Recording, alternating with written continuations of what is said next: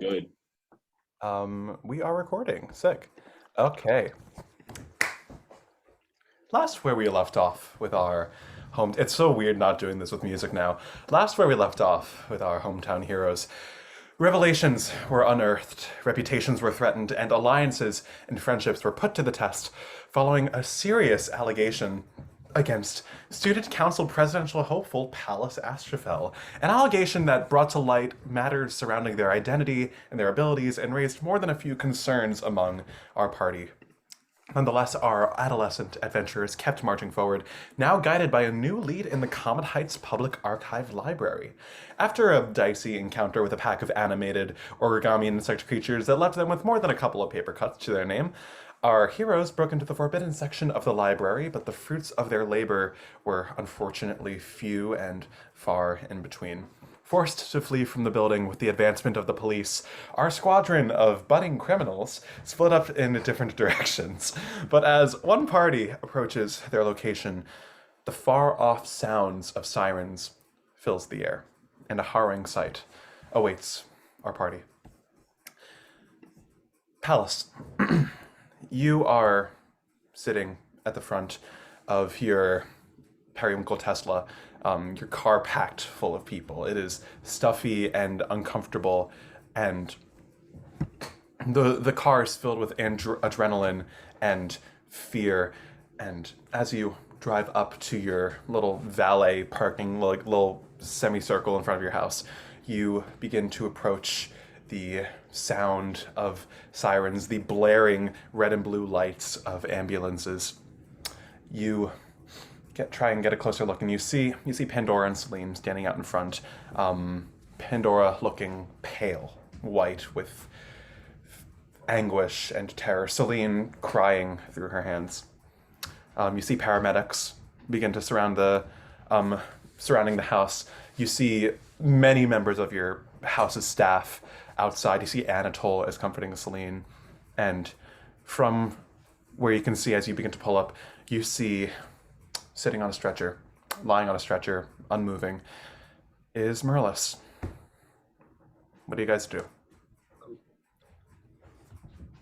You guys can stay here. I need to see what's going on here. Everyone, I'm just like stressed on my mind. But you can see like Palace like very much struggling to keep up his like very like calculated posture and all that sort of stuff. Ezra pats you on the shoulder. Go, go. Um, urges you to go outside. I do. You pull up. You open the door, leave the car. Instantly, Celine and Pandora see you leave the car and begin to approach you. Celine runs over to you, hugs you, pulls away. Baby, where were you? What's? She's cheeks are like wet with tears.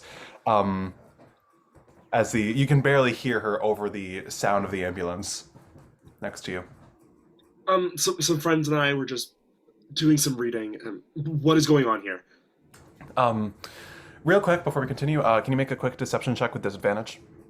Deception? No, we were reading. Deception. Okay. I'm not gonna roll again because I rolled an at one. Oh shit. Okay. Um, as you say this, you see Pandora comes over to you, looking gaunt and frightened and just very distressed. Pallas, where on earth were you? As I said, I was reading, Mother. God. She turns away. She turns to Celine. Just get who are you here with, Pallas? My friend's mother, and I think I mind link with her. We need the heat to die down before we leave. Pallas, it's 2 a.m. What on? Never mind. She she said that in your mind. She now says aloud, Celine, could you please just uh, escort Pallas and his friends inside? Mother, what is happening? Is he Stay okay? inside, Pallas. He's alive. I'll explain. I'll explain later. It's She pats you on the shoulder and goes Can I over. like look over him? Like, do I see like a chest? Do I see like a chest movement? Do I see like any indication that he is alive, not a corpse? Make a perception check for me. Natural 20. Oh What shit! is my luck? I would have not wanted that 20. You look over at Merlis. His his body is like very tensed, but you can see like there was like sweat dotting his forehead. He is not moving. There is no movement of the chest. There is no breathing. You can tell at a glance that Merlis is no longer alive. I think literally like looking at Pandora and then looking at Pallas, you can definitely see the family resemblance, the same exact like look of horror.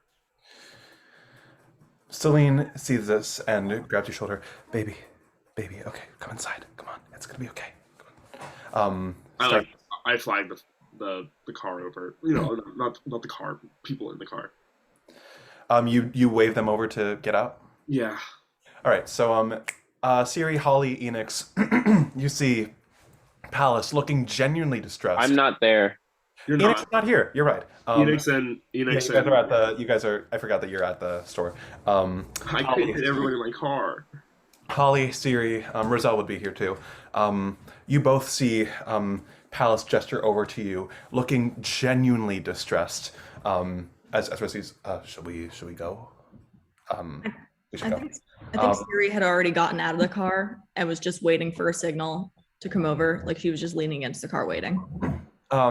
Yeah. Pallas gestures you guys over. All of you. It's like 2 a.m. by now. You guys are all just like exhausted and looking incredibly hurt.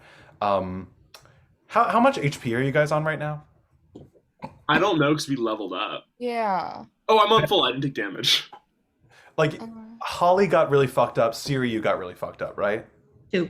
Holy Yeah, shit. but Well, I healed you. Do you have the I healing I don't know gave you? because of level up. There's more like flavor. I don't know if I even rolled. Level I up. definitely I don't healed think you. you rolled. I'll roll level it up. now just because I did heal you. At 1 point. That's extra 5, so you're at 7 now. It's Okay. not going to matter that much. I just wanted to get a sense of how bad. At least 4 people got pretty fucked up during that fight, is what I'm saying. Oh, I just looked at my racement. Yeah, I was not doing great. Ollie, Roselle, Syriee, and Pascal were all pretty fucked up during that fight at different points. So, with that in mind, you guys see like you guys all walk out. You guys are like an entourage of really roughed up looking kids. I mean, Syriee, your clothes are like shredded near the bottom. Holly, there is blood staining your like tunic. Pascal's jacket has been pretty much cut into ribbons. You see Lazarus still like wiping away a little blood from the corner of his mouth. Roselle looks incredibly disheveled. All of you just look really bad. And as Celine like kind of glances over all of you guys, she looks over everyone. Okay. Oh my God. All right, guys. We'll get you guys cleaned up. We'll get you some staff to patch you guys up. She looks at you, Pallas, with like a look of what the fuck were you doing out there?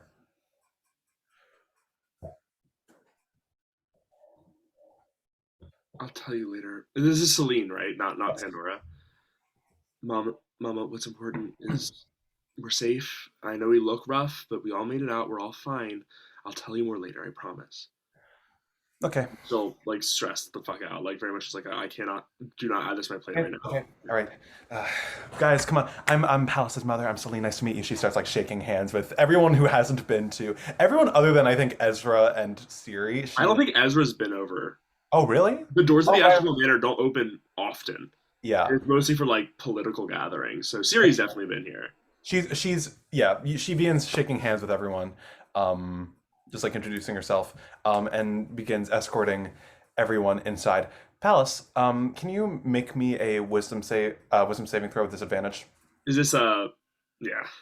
Of course it is. Make the roll. Ooh.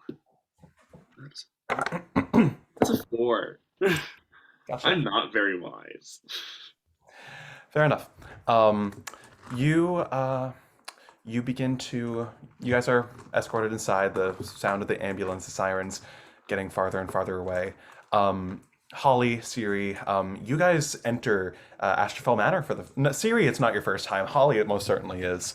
Astrophel Manor has no right being as nice as it is.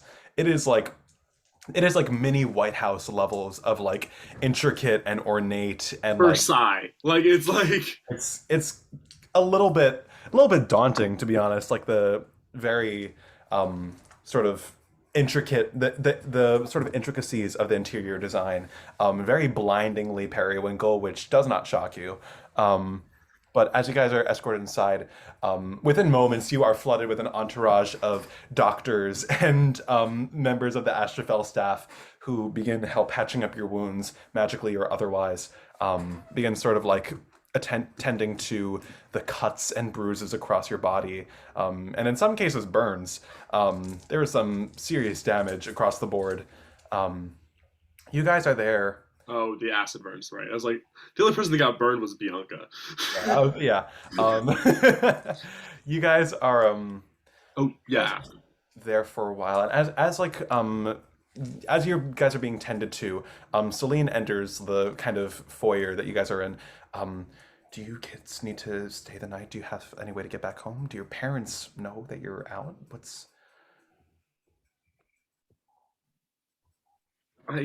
Mother, I can drive them home. I You are not well, going. You are not going well, anywhere. also I do want to mention I didn't take any damage in the fight. I'm fine. Like I'm just like I just look like my normal self, except for like terrified. Celine like points at you. You are not going anywhere, young man. I'm. Do any of you have any way of getting back home, or do you need to stay the night? We are more than happy to make accommodations if need be. There are plenty of guest rooms upstairs. What time is it? It's like I'd say 2:30 in the morning by now. It's a Sunday morning basically now. Is Noelle awake? No. You can call him if you want. Yeah, I call Noelle. Let's do a luck check to see if he 10 or higher he wakes up.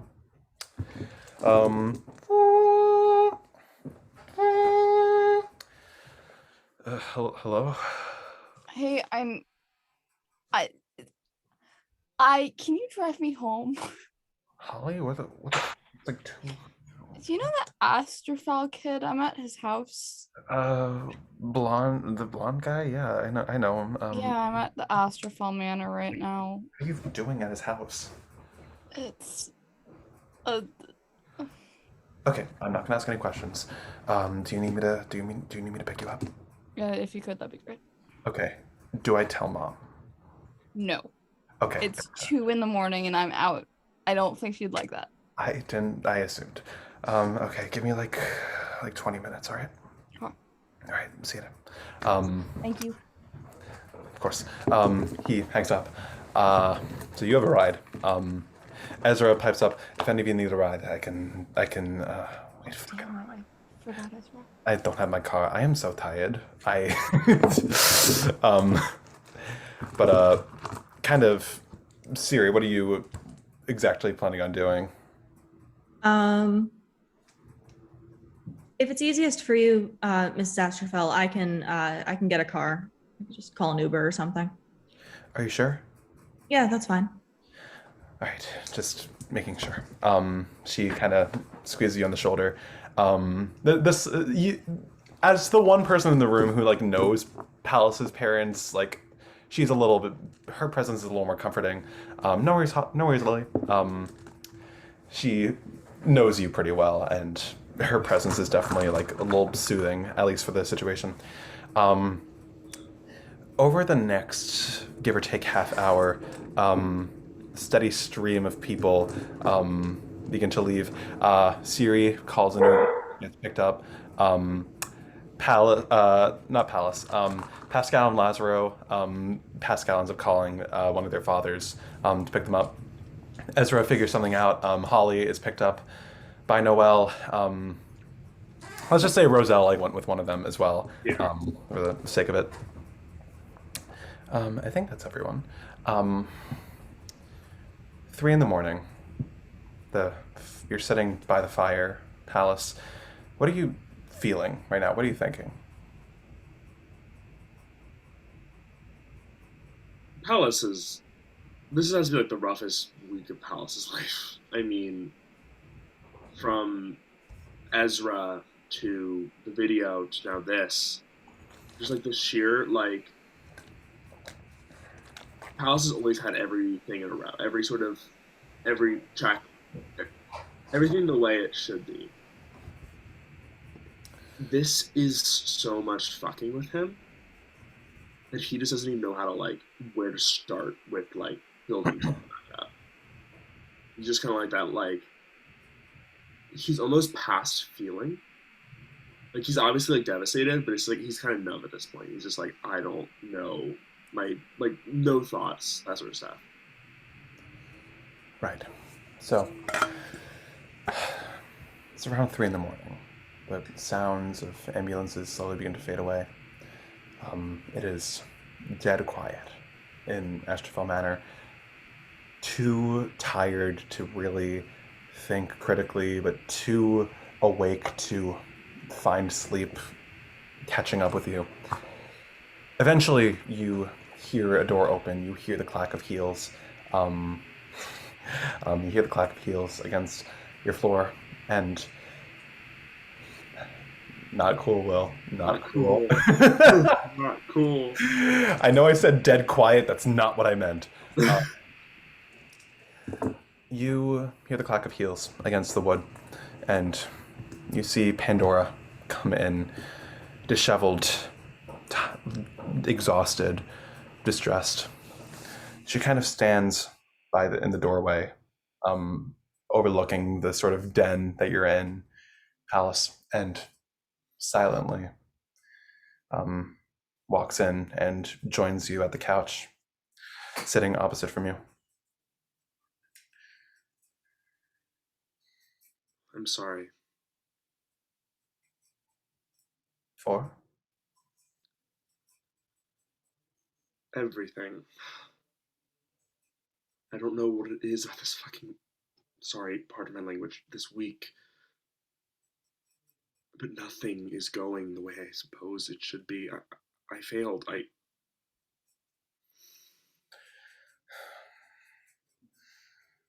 This isn't about you, Pallas.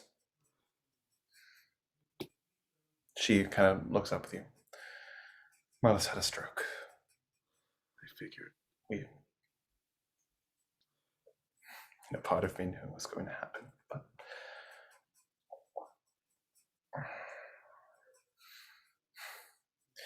then I wake up in the middle of the night to find out that one of my most loyal people, one of my most loyal staff members, is lying possibly dead on the ground, and my son is nowhere to be found.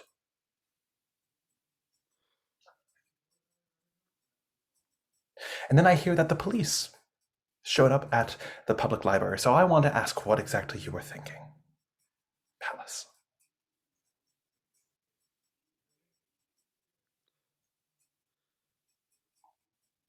I needed information, Mother. I needed... What information could you possibly need? 2 a.m?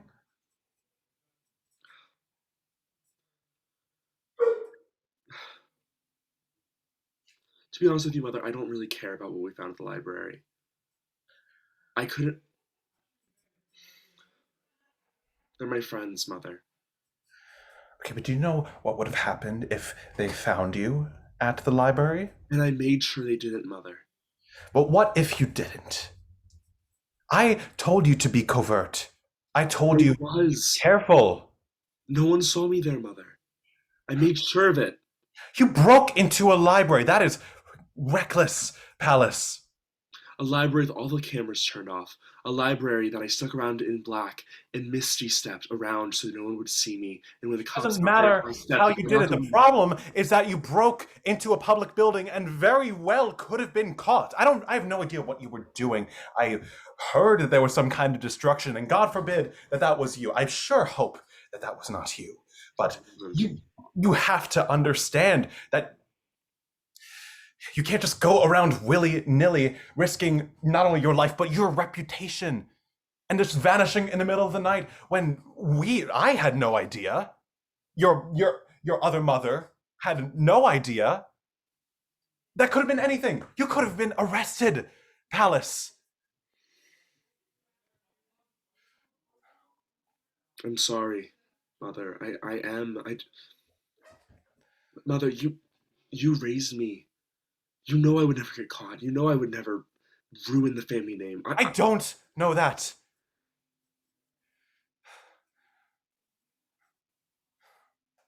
I don't know that.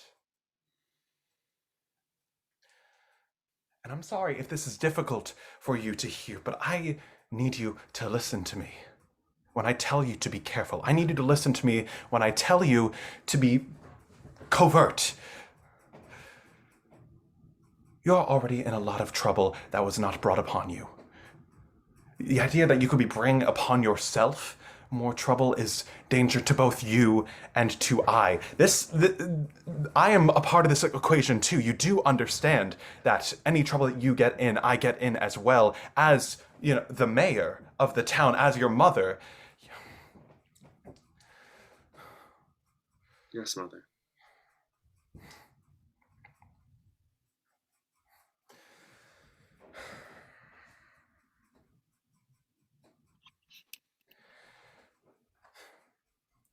If you are going to lead, then you are going to have to learn. You are going to have to learn to be careful. Yes, you must take risks, but you need to know what risks are worth taking. You need to know the people that you should be following, the people that you should be listening to. People like me that you should be listening to. I don't understand why you won't listen to me, Celeste. And you see Pandora stop as that name slips through her lips in a moment of anger and frustration. A deep quiet falls in between you two. For a moment, Pallas.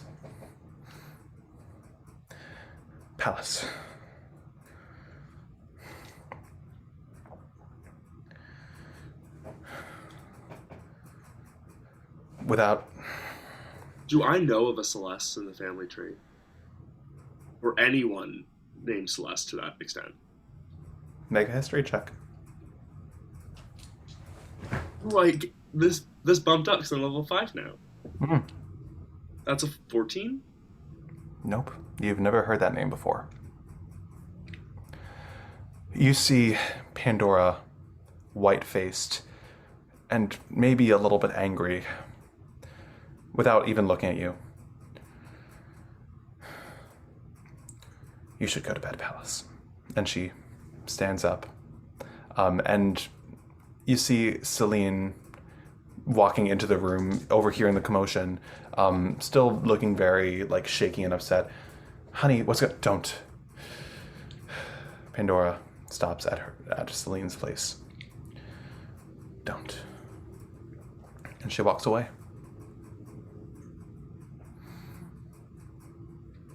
I go to my room. I lock the door. No, I don't lock the door. Celine, as you get up, Celine presses a hand on your shoulder. Pallas, you know that she's not angry at you.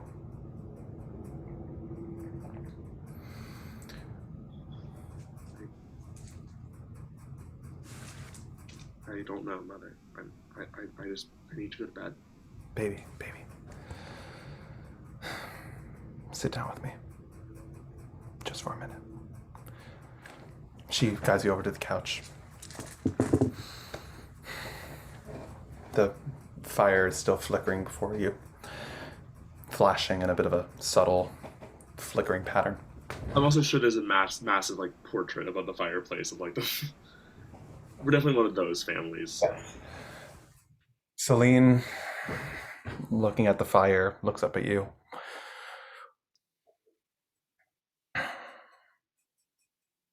Your mother and I were going to tell you about her when you came of age. It was something that was difficult to talk about for both of us. And we didn't want that knowledge to hang over you as well until you were able to process it. But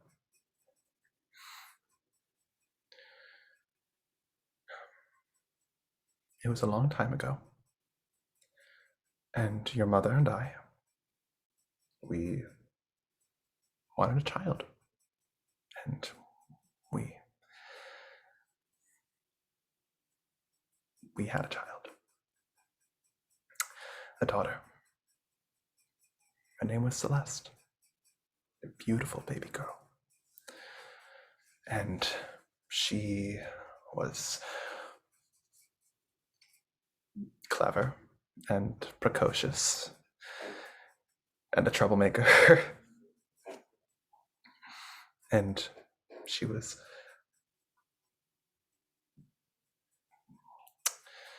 not too different from you. She was everything we could have ever wanted. What? It was, I know.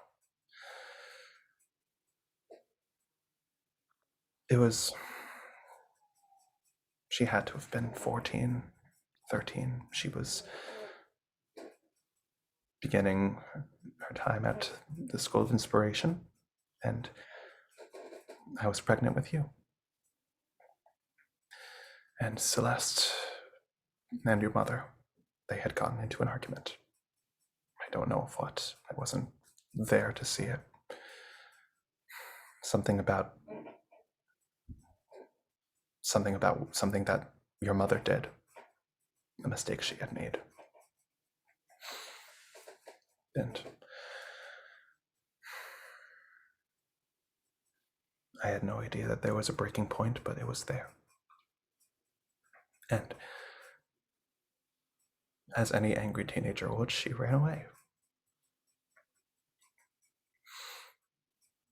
And it was when she didn't come back that your mother and I began to become scared.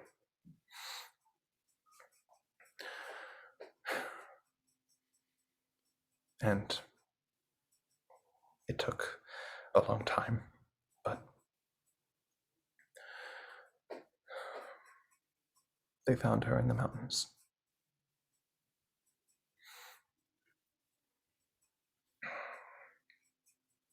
And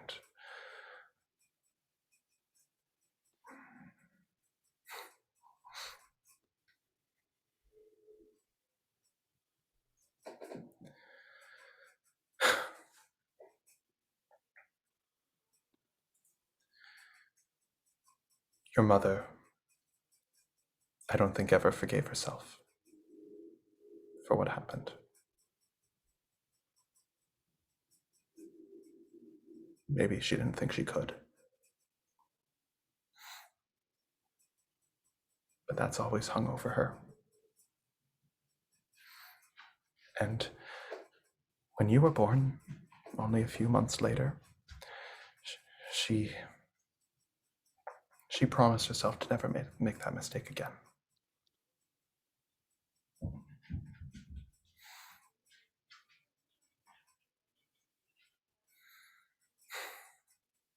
We didn't know how to tell you.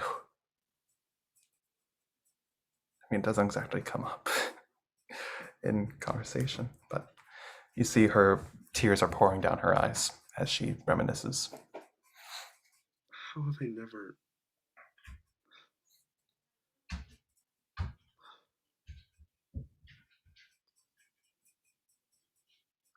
I don't know how to respond.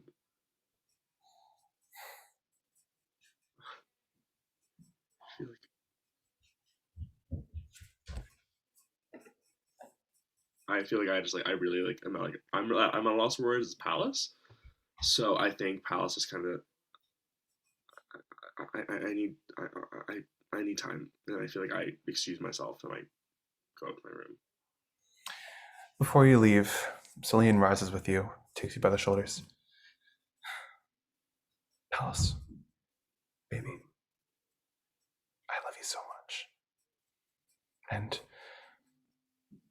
your mother does too. I know.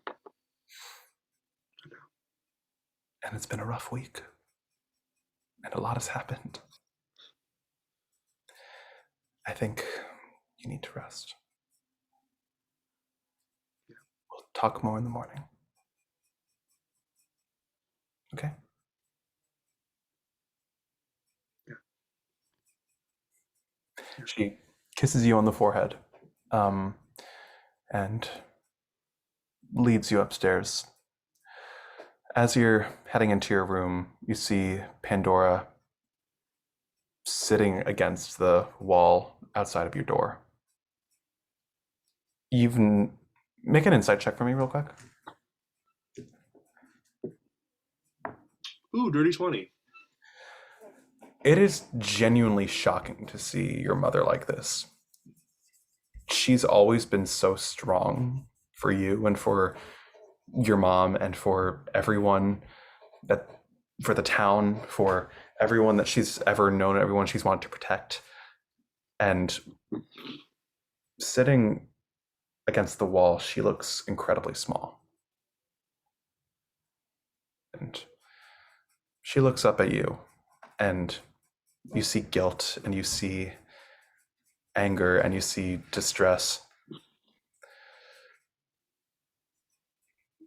And you can tell that she feels weak. And your mother doesn't like feeling weak. She stands up, wordlessly, looks you in the eye, and then very quickly wraps you in a hug. I return it. And you hear her very quietly, "I'm sorry. I'm sorry."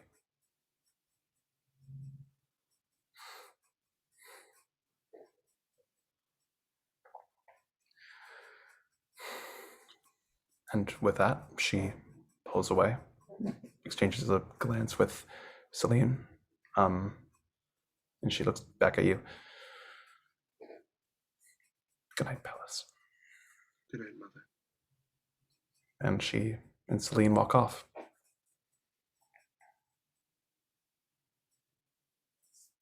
Creepy room check.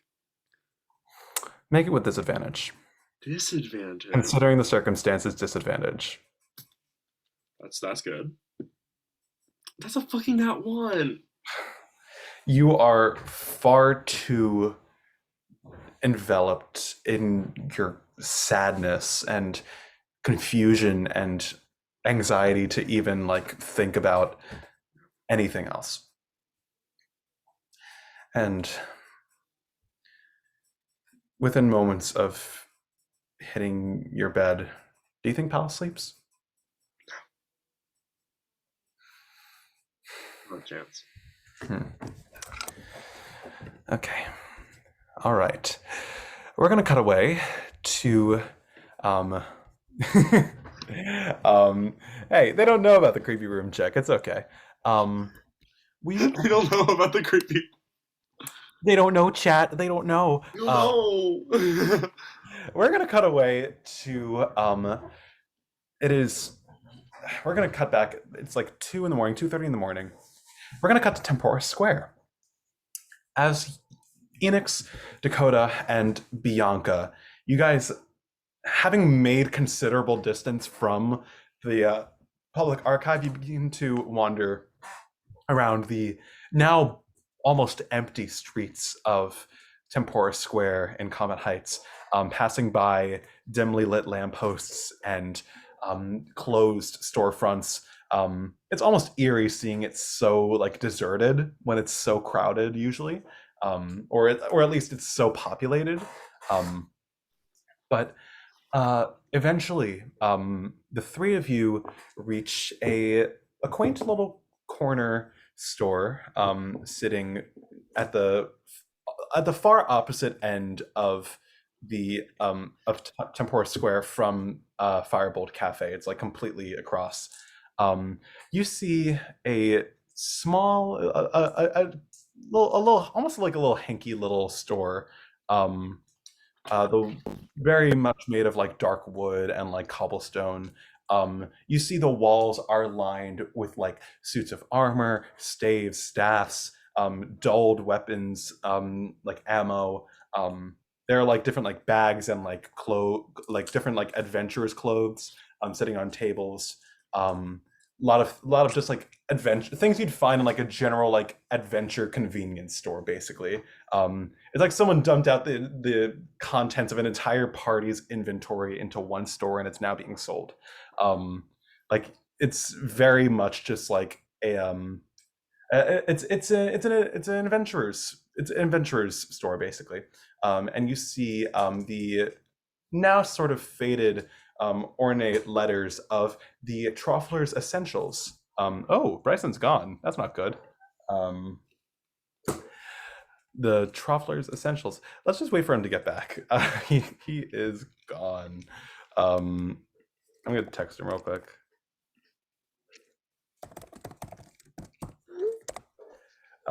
Aidan. Phone might have died. What do you say, Will? Phone might have died, maybe. Yeah. Aidan, are you okay? I'm fine. Okay. Just double checking. His phone very well might have died. I am not getting an answer from him.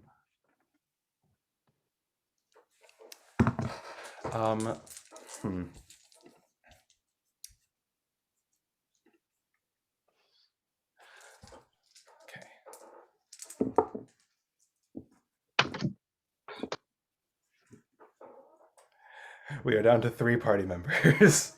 God, what has happened? We finally have gotten rid of all the sophomores. Oh, his Wi-Fi cut out. Ruh-roh. Ree-hee-hee-hee-hee. Yeah, that's not... Oh, fuck. That is very much not good. Can we take a 5 so I can use the bathroom? Yeah, let's take 5, I'd say. Okay. I'm gonna leave the call, but I will come back. I am coming back. Okay. All right.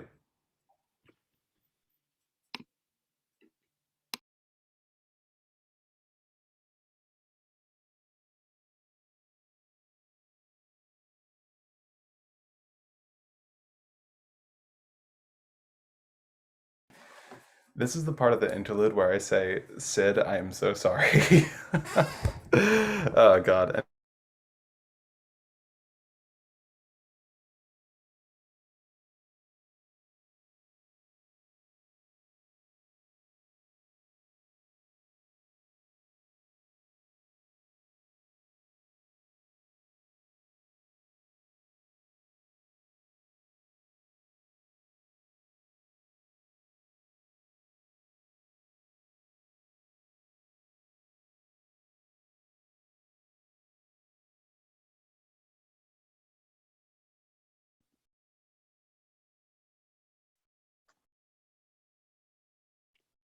Hello? Hey. We're here. Oh, okay. I thought everyone like died. I was like, fuck. Okay. We decided to take 5 because Will needed to run to the bathroom, and we were not sure if you were going to come back. Oh no, yes, I am. The last thing I heard was cobblestone. Gotcha. Okay.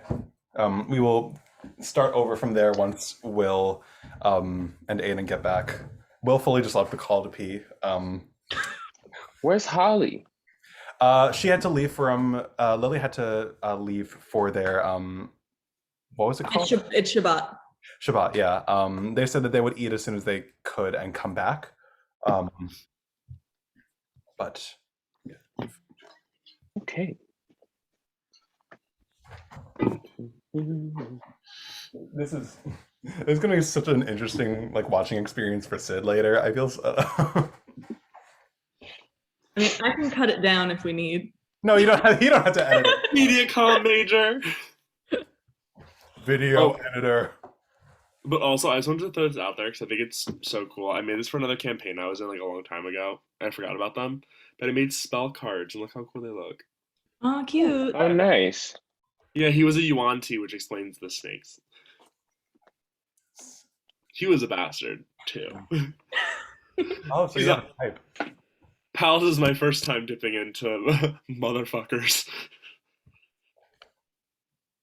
No, he was a Yuan-Ti hexblade who Ooh. had worked as like an assassin.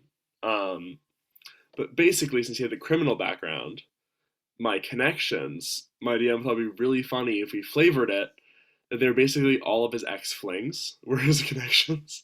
So whenever he like reached for he contacted one of his criminal contacts, it was one of his exes. It Good. was like, hey.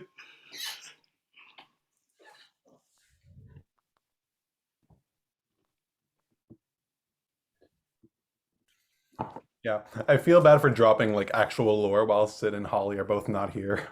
Oh, Sid and Lily, I just called them Holly. What the fuck?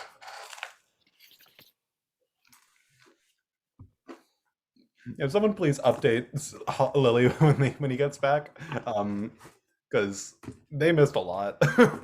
I No, have they really dead did. That sister. was actually the worst time to leave. Oh well, speak of the devil. Oh,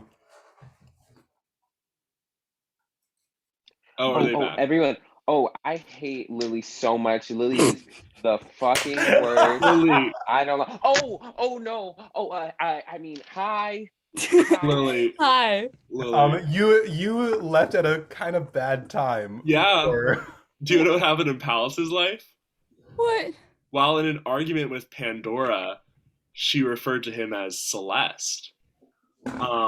It was then explained that Celeste is my dead sister who died before I was born.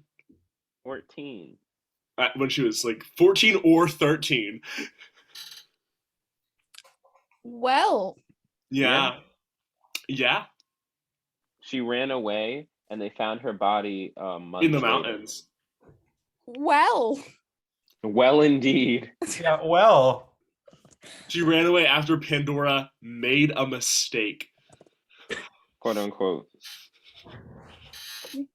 Yeah, yes, you missed. That's what you missed on Glee. Other than that, though, wholesome, pretty wholesome. Yeah. Other than the. Oh, were you big there when we fucking confirmed that plot Merlis just is in happened? fact dead? Yeah, Merlis is dead. I was there for that.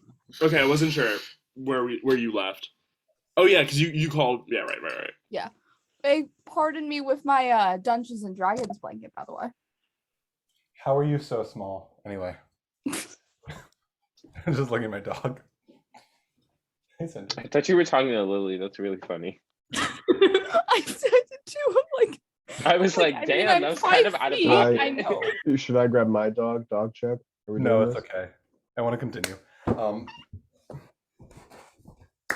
Anyway, so this hinky little like general store with like dark wood floors and like cobblestone shelves, kind of like little like medieval looking candles like hanging on the walls that would illuminate it if it were like open.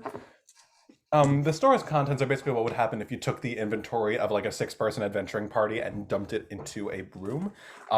Just like swords, staves, staffs, different bags, different types of armor, different types of clothing. A couple of magic items here and there, like a bunch of different books, a bunch of different like tools and supplies. It's really just like it's all in the name, as you see in this like ornate lettering, little like rectangular sign hanging above the door. You see the words "A Traughfler's Essentials." And as you guys approach, Bianca, who still smells like of like smoke, by the way, from Pallas's little rendezvous, she walks up, takes one look at the sign. The fuck's a Traughfler? Oh, yeah. So, it's kind of like a weird play on words. My family's last name is Traughfle, which kind of sounds like travel and travelers essentials. Make a persuasion check. Dakota's convinced. I don't. That is a nice nat 1. Bianca like looks at you like, okay. and kind of just like um walks up. Give me just 1 second. I like turned around to like look for my binder and realized it's sitting fully in front of me. Why are you guys in this campaign? I don't understand. Um I don't know. Sometimes it's fun. what the fuck? You um asked what? Just Bianca, providing you with an answer. you have like a key or something? Or should we Oh yeah, sorry. And I just pull out my keys because assumedly it would just be on my like key ring with like my house keys too. Yeah, you click the door open. As you open the door, the store flares to life on its own. You see like the little like jets of light shoot out towards the candles, illuminating them with this light blue fervor, like these flickering like arcane flames, and the room is dim but still illuminated. Enix walks in and says, "Welcome to a Traughfler's Essentials. You want it, we got it." Was that rehearsed? A little bit. I don't really like doing it though. So That's fair. Bianca immediately goes and sits on the counter. So, are we supposed to just like stake out here for the rest of the night? What's the plan? oh, sorry. I guess we can yeah, we can stay here for the night if need be. I just thought it'd be a good place to lay low. And yeah. Bianca starts to look around a little bit. Is there anything like you want to look at, Dakota, or? Yeah, I'll look around too. Why not? I imagine I've probably been in the store, but I'll look at anything notable and fun, I suppose. Yeah, make an investigation check. Okay. Oh, I'm assuming he doesn't have like physical dice on him. I don't know. But I got a 6. Great. And how many did I need for Shut the fuck up! You guys, I'm really happy my mom's not home. Dakota, you look around the store a little bit, like poke around. It's there. I mean, a lot of equipment, like a lot of basic equipment. It's like, you know, you're like, what's your weapon of choice again? Remind me. Yeah, right. But like I have a great axe. I Yeah. also have that. Yeah. these are like the lowest level like type weapons that you've seen. They're not like something that like great warriors will be leaning on to like purchase, but it's definitely it definitely serves to get someone started. There's a lot of supplies, just like, you know, arrows, flint, like darts. You have a lot of like canteens, stuff that a traveler would theoretically need in the wilderness. Nothing really sticks out to you. There are a couple of like plaques of talking about like awards that the store has won. You know, like commemorative awards. Pictures of a picture of the Traughfles with Mayor Astrophel, like shaking her hand. I have a question. Am I in that picture? I'm gonna say no. Okay. I will say, Enix, you know the store inside out.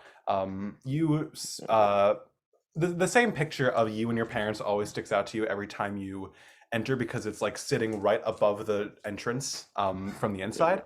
It's a picture you were about like 12, 13, beginning to enter your jaded era, I think, around then. Yeah.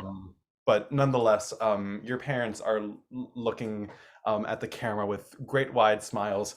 You look a little grumpy, but like still trying to like smile, I'd say, in the picture. Yeah. And you, hold on a second. Bianca walks over, like gets up and like walks over and notices the picture above the door. She looks up at it, and she says, "Are those your parents?" Yeah. Yeah. Sorry, the tone. She kind of like looks at the picture for a little bit, a bit curiously. She kind of like looks to you with like a bit of a smirk, assuming not your biological ones. They are my biological parents. Yes, they are. Make an insight check. Why does Enix have to make an insight You check? can do it too if you want, Dakota. What? What? But I know that's not. Insight I plus mean, 6. okay. That is a. Is that 4 plus 6, 10. 10. I got a 16. 16. Enix, that definitely has caught her interest. She's surprised. That has definitely caught her interest in a way. Dakota, you notice it's not just that she's surprised. She's like, you almost get a feeling of like, wait, like seriously? But not in like a judgmental way. Almost like, how do I explain this? Like it's a good revelation for her, but you don't exactly know how. I think for Enix, like because Enix only registers the like just the initial shot, kind of like assumes that Bianca is in the same vein as like everyone else has been like all their life. So Enix then says, yeah, I am a tiefling and both of my parents are human. I was in fact born from them. I am a medical anomaly and Okay. ta-da. So Bianca, tell me, what are you doing in a library? Yeah, so Bianca kind of like shakes off a little bit of the surprise. It's a little bit hard to explain, to be We got honest. time. What? We got time. Honestly, make a persuasion check. I'm gonna Enix just intimidate. looks at Dakota like, what? I'm intimidating right now because that's better. No, no, it is better. I have advantage on that. I said persuasion. You're right. You're right. I got a 17 plus 1, 18. Ooh.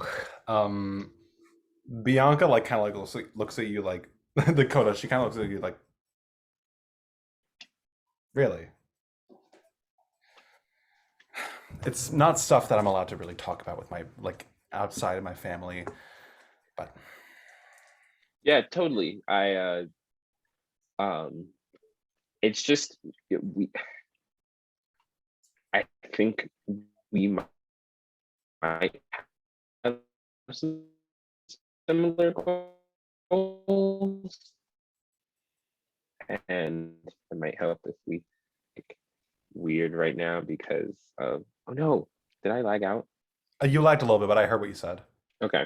Enix is kind of like a little bit more like reserved into themselves right now because of what just happened with like the picture. But Bianca looks at you when you say like similar qualms, you said? Is that what you said? Yeah. Bianca like looks at you. Yeah, we do. She kind of like looks at you too. I don't really talk about it at school a lot. And this leaves neither of your. This does not leave this door, by the way.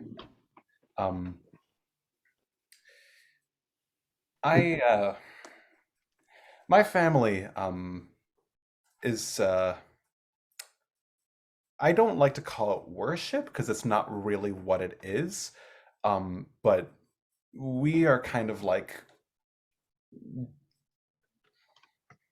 we got this thing going on with this powerful archdemon, and we are, it's kind of a new thing for us, but I wanted to look into history of,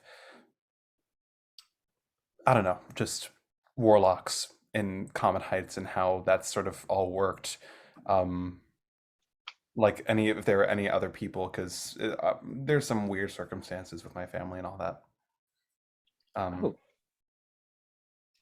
Yeah, I wanted to do a little more research on that, and I knew there was a forbidden section in the library somewhere.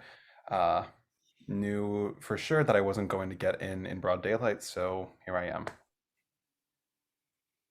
Yeah. What about you, clowns? Because there were a lot of you there, like a You know, concerning amount of people in the library after it was closed, causing chaos. well, we all just kind of are kind of, just the usual investigating the secret conspiracies of the government of this town and trying to figure out whether or not there is magic trying to destroy the world and trying to stop it. That is a lot. Uh, That's a good cause, I guess. the Arcane Mistral, you remember the Equinox Festival, right? Yeah, heard about it. That was crazy. Yeah. Basically, everyone who was at the library was in some way hurt at the Equinox Festival. We were kind of at the center of it. And then we were at Elwood's, and another attack happened. And I don't think that's that much of a coincidence at that point.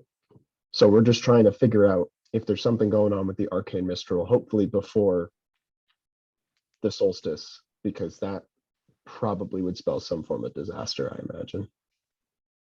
Okay, so you're telling me that you guys got attacked at the festival. Yeah. And then you guys got attacked at that restaurant. And then Oh, yeah. you guys got attacked again at the library. Yes. Mhm. Have you considered that maybe you guys are the problem? It's never been a problem before. Enix tries to speak and almost releases the nastiest venom from whatever they were gonna say, and then they retracted it because they were like, oh, it's a genuine question, it's fine. And so then they're like, I'm not saying it's you guys. Maybe you're just running the wrong crew right now. That's all I'm saying. well, totally. The only issue is that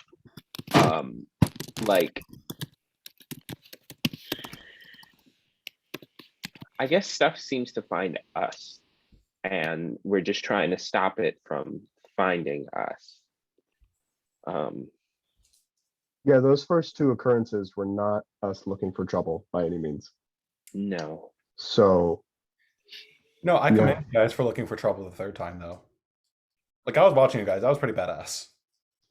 Oh, yeah, thanks. Thanks.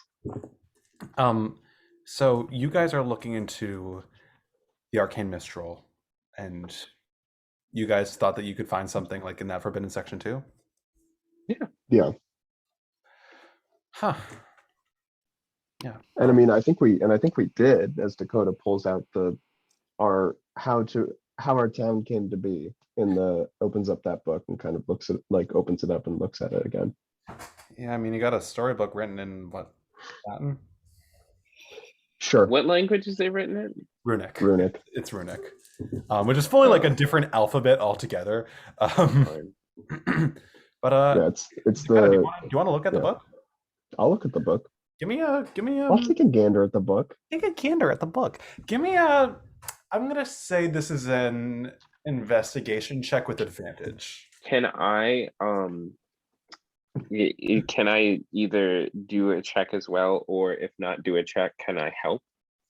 I'm gonna say that this is a book that you cannot read the language in, so I don't think you can give the help action. But I'm already giving him advantage, so it's okay. Oh, okay. You said advantage. Oh, my bad. Yes.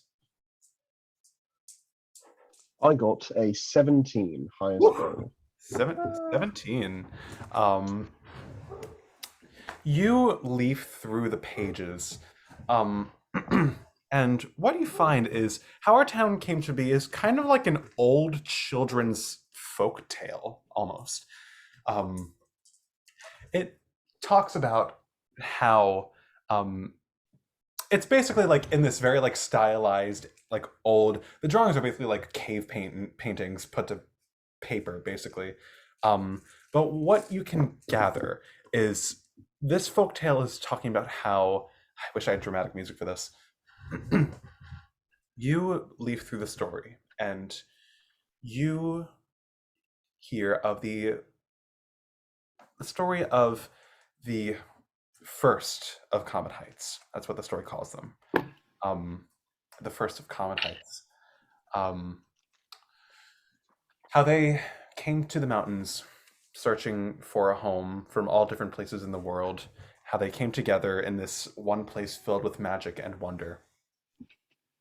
But how the town was essentially under attack from a great monster of fire and ice. You see like these crude drawings of not quite draconic, but a monstrous beast with wings of fire and claws of pure like storming ice, standing over the mountains with glowing red and blue eyes. This monster. Dakota's gonna take his phone and take a picture of the monster real quick. The story talks about how the monster wanted to build a great castle atop the highest mountain in Comet Heights. And that would be the castle that it overlooked the rest of the world that it wanted to rule. The story tells of the brilliant magicians and warriors, men and women of every like race under the sun that you can think of, coming together with all different like magics and all different abilities from like these people who are so different from different parts of the world coming together to lay waste to the monster that threatened the peace. And story goes that the people won. They vanquished the monster, and the monster, who was sorry for what it had done, asked the people to spare it. And the people, the first of Comet Heights, obliged by sealing it below the mountain that it once wanted to call its base, its home. Ruh-roh. Is this explained to, like, does Dakota relay all this information to us?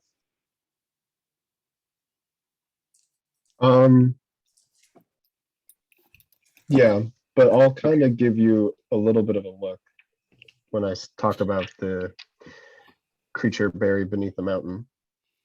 Then Enix is gonna say, do you think the magic that they use to keep the creature at bay is the arcane mistral? And that it's breaking up now because the creature's getting stronger, and that's why stuff keeps happening, because the creature's trying to get out. What was the thing that was on the thing again? Do you remember? What are you referring to? The out of character. I'm referring to the thing that was on the stone. The emblem of the shrine. Yeah. The emblem of the shrine? Not the text that was in runic under it. Oh, for the good of Comet Heights? I The think flame has been vanquished. the flame is extinguished forevermore. Oh yeah, that. It It's says like it said it was a being of fire and ice. I only see fire. Or I only think of fire when I think of, yeah, extinguished by but flame. maybe the arcane mistral's the other half. Oh. Hmm. Okay. You know, I have to say, as someone who knows absolutely jack shit about what you guys are talking about, this is fucking fascinating. Oh yeah, it super is. Yeah, I mean, yeah, I've got nothing. I just think it's cool. Sorry, it's just a lot of stuff that I wouldn't even know where to begin. Okay. I have a question. Wait, where are we right now? We are we are What time is it? It's at this point it's around 2:33 in the morning. Oh boy, 3 a.m. Where? Okay, I'm gonna say this first. Okay. Can I like? Do I think I know this store? Do I think there's any like text or something that would like be like any indication of anything about the arcane mistral, like, and like, is there a children's book that's, like anything that, you know? I'm gonna say make an investigation check. Okay, and I Like will. like a pamphlet explaining the arcane mistral, that sort of thing. So that is investigation. That's a 17. Okay. I mean, you know the store really well. You don't find anything that really attributes to what Dakota is reading about, what he's telling you about. You don't really find anything about the Arcane Mistral. You do, however, as you're looking at the front desk, you do notice folded up under like a little like ding ding, like a little bell, is something that something that like was recently put there. You take it and you see let me just pull up the notes for this real quick. You see a pamphlet for something called the Union of Light. You see it's got a date marked for it, October 21st, 2022. It is a pamphlet from the Church of Lathander. It is the event that Krasinski was talking about. A harvesting event? The harvesting? It was the mining, sorry. It was the event that Krasinski was talking about to promote the church. And you notice on a 17, two things stick out to you. Number one, October 21st. Yeah. It's that is your a few weeks out from that. That's Enix's birthday. Yeah. The other thing is that underneath the talk of the Union of Light, bathe in the light of Lathander and other cultures, and you see in the underneath it, in association with the Order of the Guiding Light. Okay. I tell this information to them. I'm like, okay, that's weird. Enix is like a little free. Like Enix is not usually frazzled like this. Enix is kind of frazzled because it's on their birthday. And they're kind of like, oh, and then they are like, so the Order of the Guiding Light just had this whole situation happen with Ori. And then now they're gonna be, it's the bathing in the light, this gathering moment for Lathander or light or whatever. But what's gonna happen on my birthday? Bianca kind of like looks over your shoulder at it. Yeah, that's your church, right? Yeah. Do you think them scheduling it on your birthday is connected? I mean, okay. when was the pamphlet made? I think you haven't been to the store in like a couple of days, Enix. Yeah. And it wasn't there the last time you were there. It is new. This is really new, guys. This is like really new. In Plus, game, I mean, how many days has it been again since the whole thing happened? About a week. Okay, that's okay. It's pretty new. Question: in game, sorry, what day is the solstice?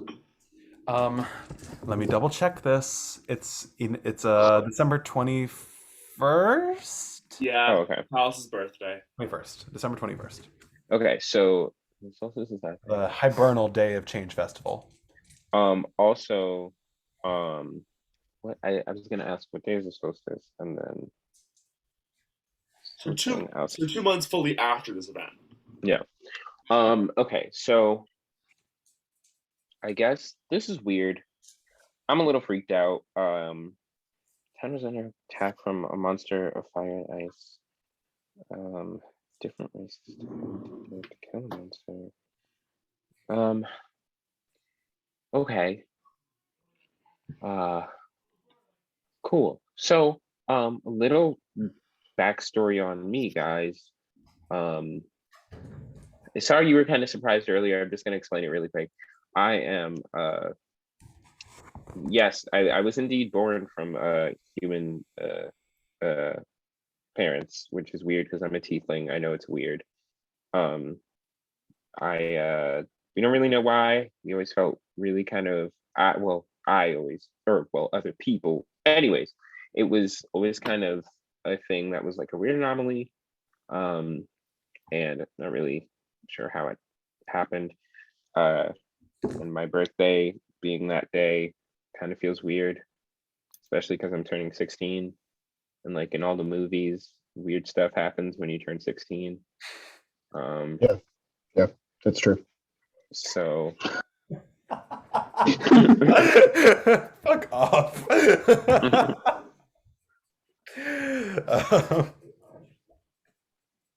Enix is just like shaken up. Enix is kind of like weirded out, and I can't make sense of any of this. And so then they just like sit down on the couch and are kind of like, thinking. Maybe it's not that they're going to do anything to you, hopefully. Maybe it's just a way to keep an eye on you. I imagine in some way they're using this date and time as a way to check in. I don't think so. I mean, like, I'm just a medical anomaly. It's not, I can't imagine that like it's anything special having to do with any of this like ancestral magic or whatever. Like, I'm like, it's the I don't know. Bianca kind of shrugs. I mean, does the church have a history of being anti-miracle baby? Well, not up front.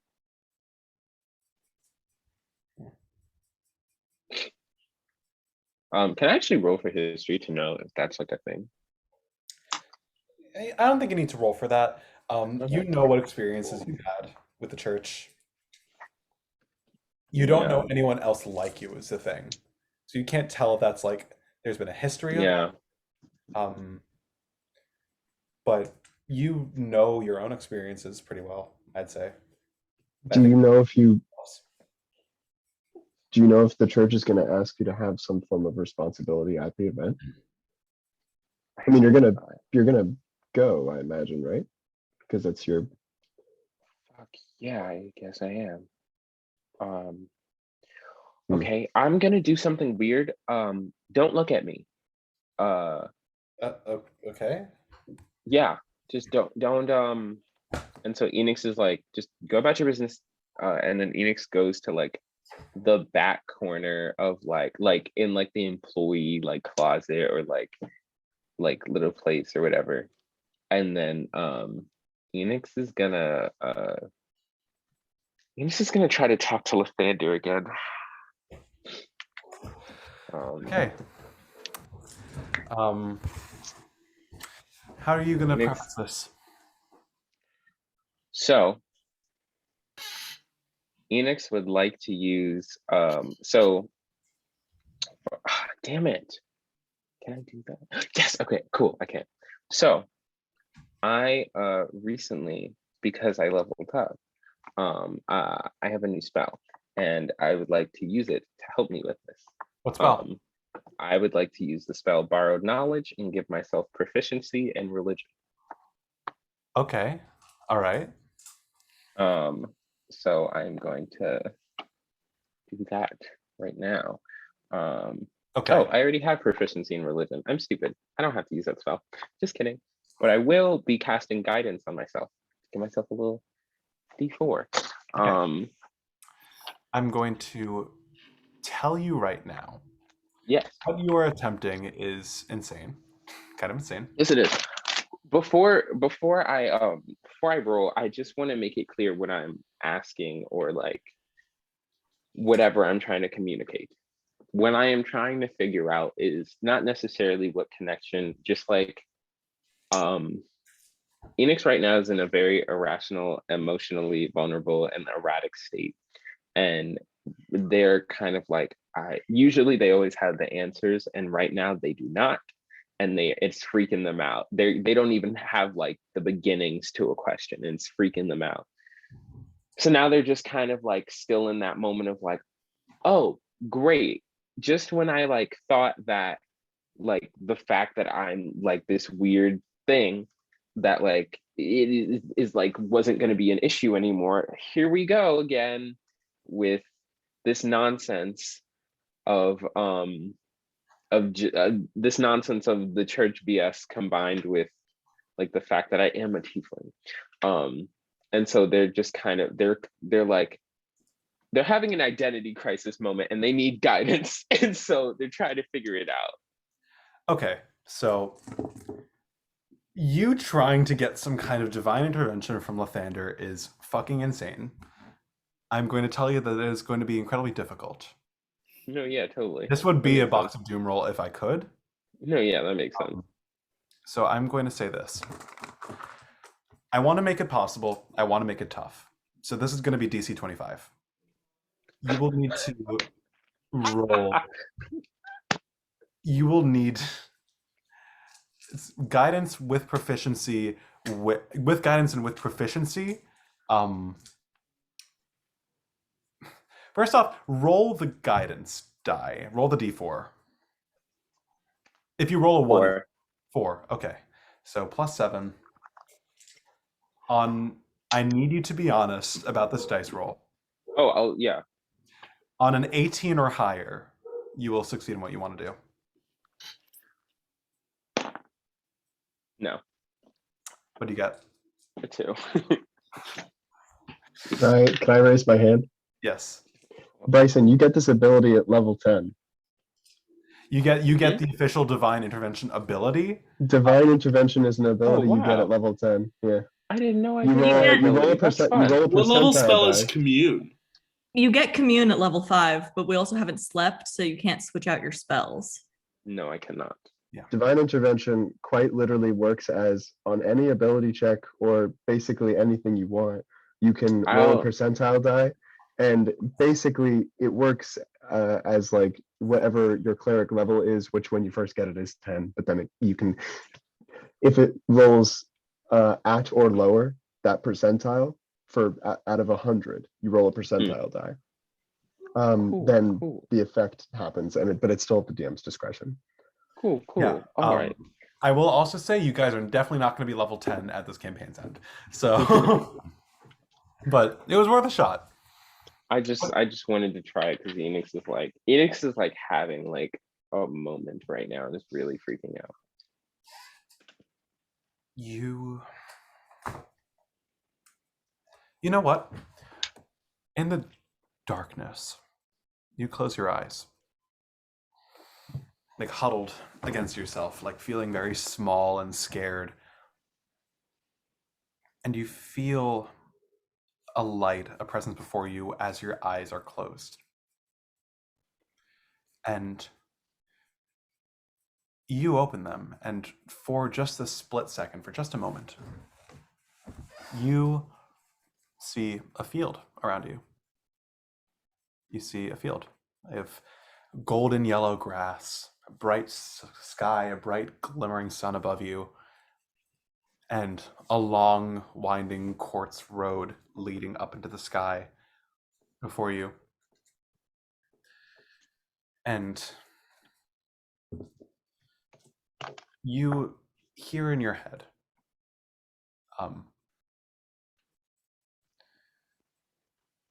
not now.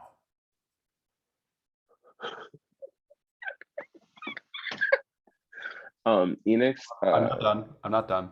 Oh, okay. Find your missing half, and you blink, and you are back in the closet.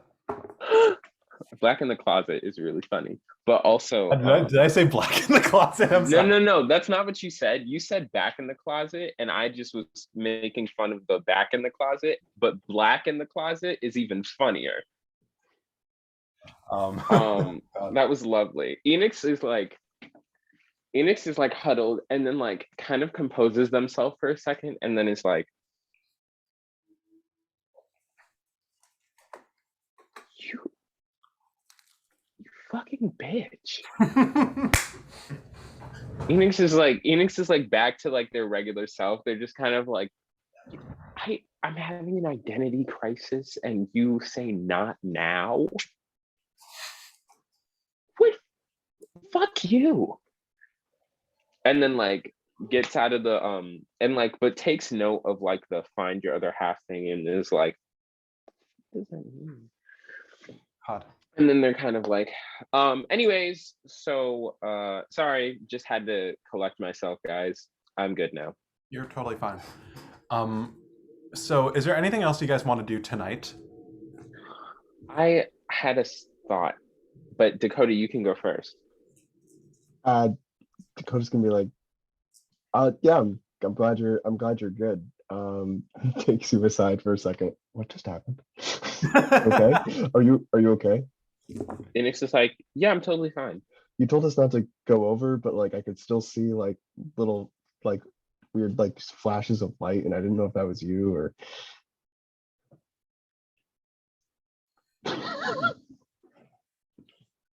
Yeah, it was me. Okay. Okay. I'm just Did you? Was it productive? I don't. Yeah, I'm good now. Okay. Cool. Enix is like, I'm actually though, I just was freaking out a little bit. Yeah, I could tell. I didn't really know how to approach you about that. I just thought best to let you work yourself, let you work itself out. But if you, in the future, if you wanted, I could talk you through it or something. I don't. Thank you, but I'm good. Okay. Cool.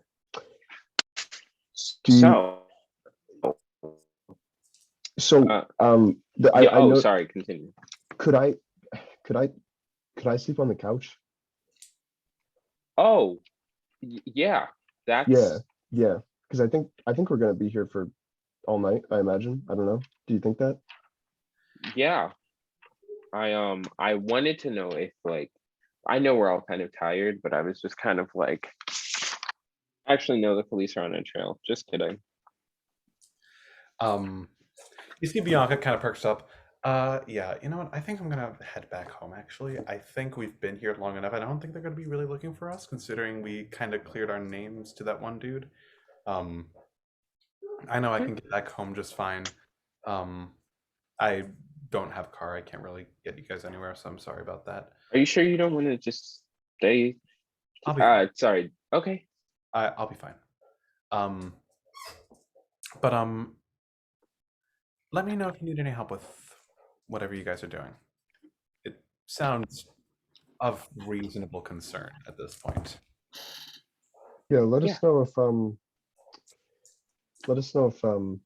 shit, I actually just lost it. I just lost my entire train of thought. I apologize. Yeah, let us know the next time that you're gonna rob an archive the same time we do, I guess. I don't. Yeah, you know, I'll make a Google Calendar. And Yeah, she, cool. Yeah, just share it with me later. Looks at you, Enix, a little knowingly. Before, yeah, all right. I will. I'll see you guys at school. That sounds so weird to say now after tonight. I'll see you guys at school. See you.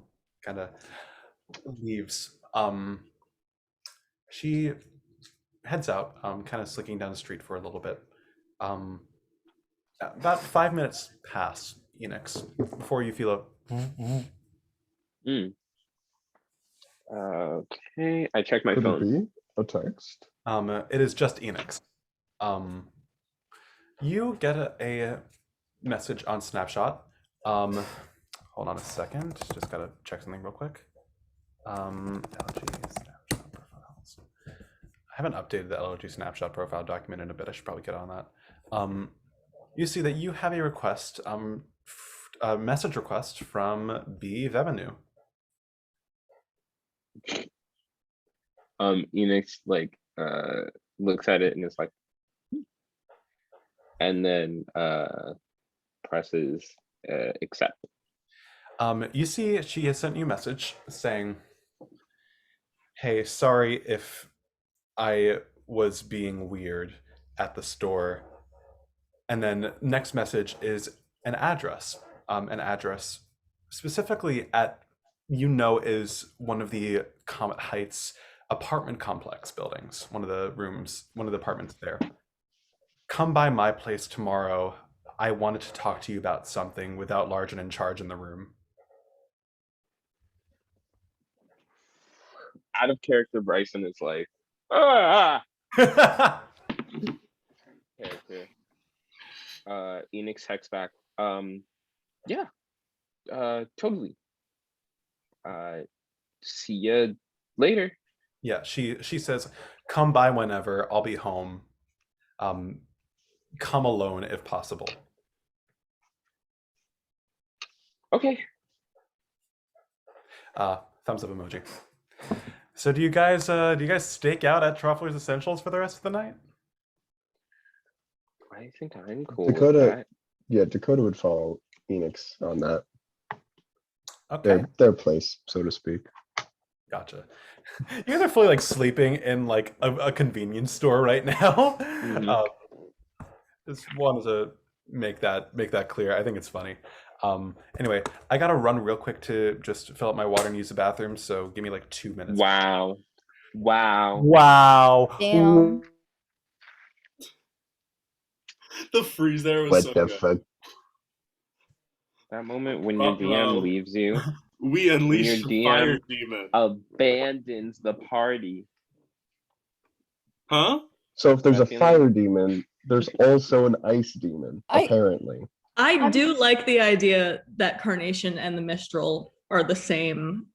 Yeah. Yeah, but I mean, Yeah. Mitchell It's did like make a- snowmen, so there is some ice that Mitchell's making. I'm gonna be honest. When I heard of fire and ice being, I thought that was the one person. I'm like, aren't they melting themselves? So, No, it is one being. It is one well, entity. like, I find the idea of it melting itself really funny. Yeah. Oh, Also, I can't metagame this, so I haven't brought up in character. Isn't the mural fire and stars? That's like in that temple. Yes. Isn't there a certain character associated with stars who has a family who was absolutely one of the first ones? It could definitely, yeah. Yeah, I haven't brought it up because no one's brought up the mural in the group chat or anything like that. So oh, it's been like what mural? the one in one the fireplace, in the little it's, like, shrine. right above the runic quote. Oh, I forgot so about It was that. maybe- I like- guess it I was didn't like a write it Maybe yin down. yang. Carnation, It was like a yin Maybe yang, but fire and Carnation- stars. yeah, maybe Carnation came in like separately to it, maybe? Yeah, maybe it's like a lesser entity thing. But also, don't forget, Ori said that the cave deepened. Hmm. No, No, I think it that was was I think that was the end of the cave, I think. It was metaphorical. Yeah. Oh, I thought it was like there was like that's the dungeon. Like we found it. We found the dungeon and the Wait. dragon. There's a yes. We found it. I mean, is the Mistral's Well, at kind of- its strongest on the winter solstice, right? Winter and summer. Yes. Okay. And at its lowest on the fall and spring. So as in we got attacked on the weakest of it. Yes. And then we got attacked again. When it's Mhm. getting stronger and we're gonna fight. Oh no, the final combat's gonna be my birthday. Oh no. What do you guys think we're gonna fight at the Halloween dance? Because there's definitely gonna be shit going down. Oh God. Probably Please let me probably Brizzy. probably some Jack Skellington monster is probably what we're No. gonna fight. Oh, you mean like scarecrows and stuff too? No, we're just gonna fight the cast of Nightmare Before Christmas. That's what I'm Yeah. thinking, yeah. No, it's Yeah. the Castle Les Miserables. Yeah. in the final. Imagine if we fought a zombie Rex. That'd be fun. Yes. Oh, yes. Well, Pallas is planning the dance, so I'll make sure there's no skeletons to animate. Also, I thought about this. I've been thinking about the theme. I can't have like skeletons or ghosts because those are actual like people at our school. That is cultural. Yeah. Yeah, literally, like Also, I So really insensitive. can't wait to. I really can't wait to watch the video back and listen to you guys talk shit about me while I'm in the bathroom. we were Um, theorizing. I have You're a theorizing. question. By Yes. the way, speaking of the video, can I also get a copy of that? Because I want to know. It's gonna I be. wanna I'm gonna watch- post it on. I'm gonna make like a YouTube just to like post like the entire like VOD. I guess. Awesome. Maybe I will like spend some time editing it down. I don't know. That could be fun. I want to watch what happened during the. Yeah. The Oh. Pallas stuff, yeah. Yeah, I want to see what happened there. Yeah. Well, my parents were making me eat Shabbos dinner. Oh God. Anyway, yeah. So we're gonna get back into things. We'll do the some more Enix, like the Enix Bianca stuff in a little bit. I want to cut away for a second. Next day arrives. You guys, it's a very inactive day for you guys, I think. I think most of you, first off, long rest, if that has not been clarified already. Thank you. Does Pallas get a long rest? Yes, Pallas gets a long rest. I'm kidding. You guys, this is very much, I think, a recuperation day for like many of you. But there are some, I will let you guys do some stuff within reason, but I imagine you guys are all pretty tired, pretty like shaken up. Oh, wait, I fucking forgot to do this. I'm so sorry. Before the morning comes, we're gonna time travel a little bit. It is now pre-long rest. Fuck you. didn't even You know what press it fucking yet. takes away your long rest? God damn it, I'm so sorry. I'm so silly. Just the bags under my eyes reappear. All of Taking a away sudden, David's just like, night savings time. Be like, The wounds reopen. I was just about to say, like, all the wounds that have healed in your sleep. all of my acid burns just come back at once. why did I spells? What? Your ability to use magic. I Anyway, think I can still only attack once. anyway, Syriee. Oh, What was that? Oh, whoops. Okay. Syriee. It's around like 2:30, 3 in the morning. It's like 3 in the morning, I want to say, when your fantasy Uber, Uber makes it back to the Neverward tree. You see it's like this goblinoid man, like in the front, who like Astrophel Manor and the Neverward tree are like opposite sides of town. This man has been talking the entire time. Like, hey, it's like I like kind of just like God, I wonder if he knows Ezra. hey, like gas prices are going up. It's like kind of ridiculous in this economy. Like the magic is wonderful, but the prices, it's like all like talking about like that for like about a half hour. He pulls up to the tree. Oh fuck, you live in a tree? Yeah.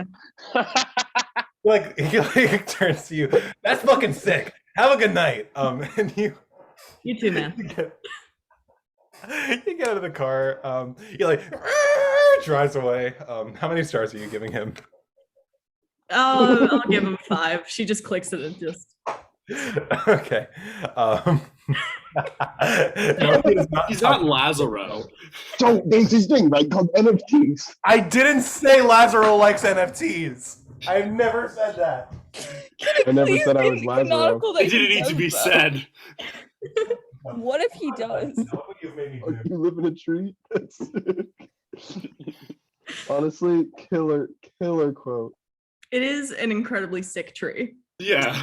It You know is what, I think Syriee has. I dropped a dice. I'm sorry. Syriee has objectively the coolest house out of everyone. Periwinkle Versailles has a run up. Very well go first. Right. Mountaintop Vista has something to say about that. I don't know. Me, Holly, and I live in Roselle a just live in a I live house. in a manor inside of a tree, so that's pretty sick. To be fair, if it helps at all, I got a lot of snowmen, so Holly's like, check out my completely normal house. It's Christmas themed. check out my Christmas everything now. Is it October or is it now? It is now October 2nd. Second. Okay. Yeah, it's too early. It's Oh, never too wait. early for Christmas. Anyway, Just have a begs house. to differ. Anyway, Enix just has a house. That's it. It's just a house. I don't know what to tell you. You got a hedgehog in it. Anyway, I'm so sorry for that diversion. Syriee, you feel exhaustion at your stead. It is like a ball and chain attached to your leg. It is dragging you down with every step. And just you're sore and tired and a little confused and a little disappointed. You walk in like disheveled and ragged. What do you like? What do you do when you get into the house? I was gonna say Syrii's probably going to sneak in through her bedroom window. Oh, okay. At least attempt to. That tracks. Okay. I'm gonna say it's pretty high up. So I'm gonna I've got a climbing speed. I'm Yeah. fine. I'm gonna say DC 15 acrobatics check, DC 15 stealth check. Okay. Separate I check. will roll acrobatics first. Say acrobatics or athletics? Acrobatic. That's a what is that? A 13. Oh, Yeah. So that's not great. Um, that was for the climb. Stealth is much better. Dirty 20. The acrobat, you had to pass the acrobatics first. Yeah. You begin to like scale the tree a little bit, and normally this comes to you so naturally, like especially after matches when you have like the adrenaline pumping through you and all that. But like you, and remind me, your match with the guidance counselor was not tonight, right? No, it was the previous one. Okay, just checking. You D&D. D&D. That was a fucking sentence. Holy shit. When you have the adrenaline of like after a match to like push you through this late, it normally suffices. But you are so like drained and hurt that like you begin to scale and then you feel yourself like faltering before about 10 feet up, you fall to the ground. Fuck. Both in and out of character. But quietly. You Yeah. can use that stealth roll to like go inside. Yeah. She'll just be like, I'm bleeding out. Let's just not. Syriee, you open the door quietly. You close the door quietly without alerting anyone who might be asleep. You enter like the sort of foyer, like the side of main entrance of your little manor, and you hear a voice coming from the kitchen. You hear. Sorry, I had to get into character. Yeah, you know, it was fucking crazy. Like I need to like do this more often. I really do. It's so God, I like if I just wish my parents weren't so, you know, they're the way that they are. But you hear Zila's voice. Do you go investigate? Yeah, I'm not gonna walk in, but I'm gonna try to listen. You make another stealth check for me. That's some youngest sibling shit right there. Oh, much even better. 17 plus 8, whatever the fuck that is. 25. Holy shit. Yeah, you are a shadow in the night. You hear she like goes on and on for like 10 minutes just talking to one of her friends. Do you like try and look inside? Yeah. You peer through. You see Azila is like in like this very scantily clad like dress, like dressed like she was. Sorry. No, my family's home. I gotta move rooms. Sorry, I'm in the middle of the kitchen. So give me like half a second. I am so sorry. You're totally fine. I just think it's really funny that this hit is missing like so much lore. I feel so bad. Oh, the lore that is Azalea is scantily clad. And not that, but like No, I'm kidding. everything that's come before. This session 10 needs a spark notes, I think. Hi Sid, if you're watching this, mwah. Well, we love you. Love you and we miss you. How does it feel to have an eldritch terror living inside of you? We didn't. That was never said. I'm kidding. I'm kidding. We don't talk about Celeste. Not But she's dead. Not my dead sister. Not my dead sister is the Tell me, worst tell me, sentence. did you say the mountain? Pallas be like, oh, I have a dead sister that'll help with the sympathy vote. Anyway. Oh Oh, my no. god. I just found out I have a Help. sister that died. Oh. Vote for Pallas. Vote for Rats Pallas. along her back. Okay. But also, I want to ask, how the fuck did I not know I had a sister? Like, how did no one mention, like, oh, your sister? I know, like, my You know, there parents. is this thing. There is this thing that happens with modify memory where you have to pass a DC in order to My tell. parents erase everyone in the town's mind. I mean, could you put it past them? Who's Celeste?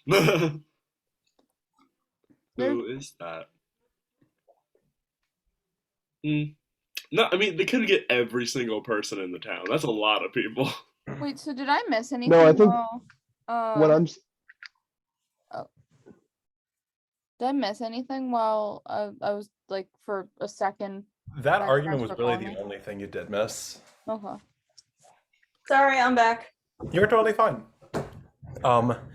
You hear, you see Azila. She is in this like stunning like velvet red dress, very scantily clad, like the exact type of clothes that she would not be allowed to wear inside of the house if your parents knew. Like bright red lipstick, like eyelashes done. She looks like she swooped in from like a party somewhere.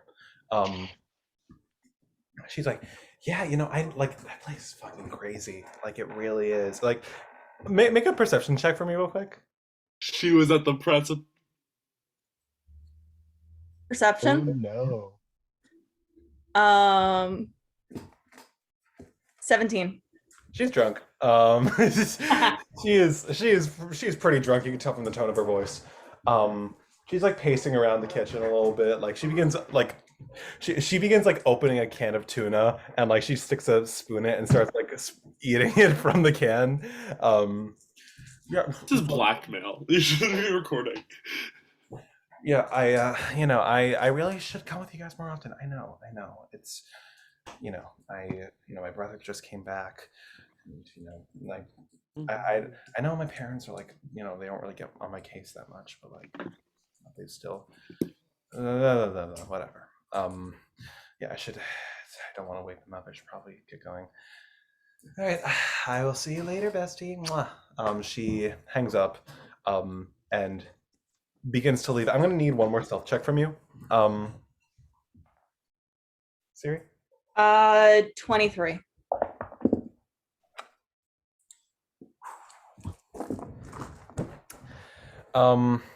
Just so you know, Priscilla just rolled a nat 20. But she's drunk. Yeah, wait. As you're like Disadvantage on moving, that as you're like check. trying to Yeah, move I away, forgot. as you hear her leaving, you feel your leg get tripped up on a carpet, and you like begin to stumble a little bit. The door opens. Azila you try to dart into the darkness a little bit, but Azila, her eyes glowing a little bit. She like stumbles out. She like stops. Like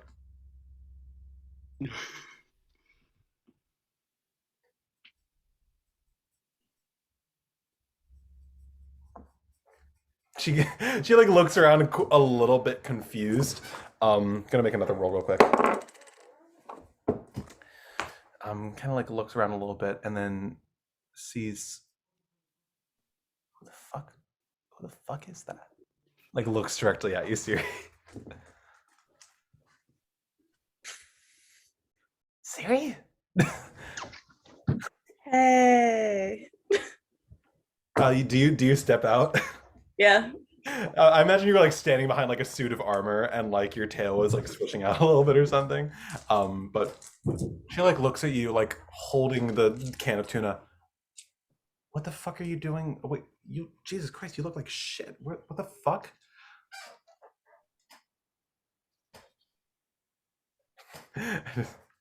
Sorry. Because your parents came in while I was dropping so many curse words. I am so sorry.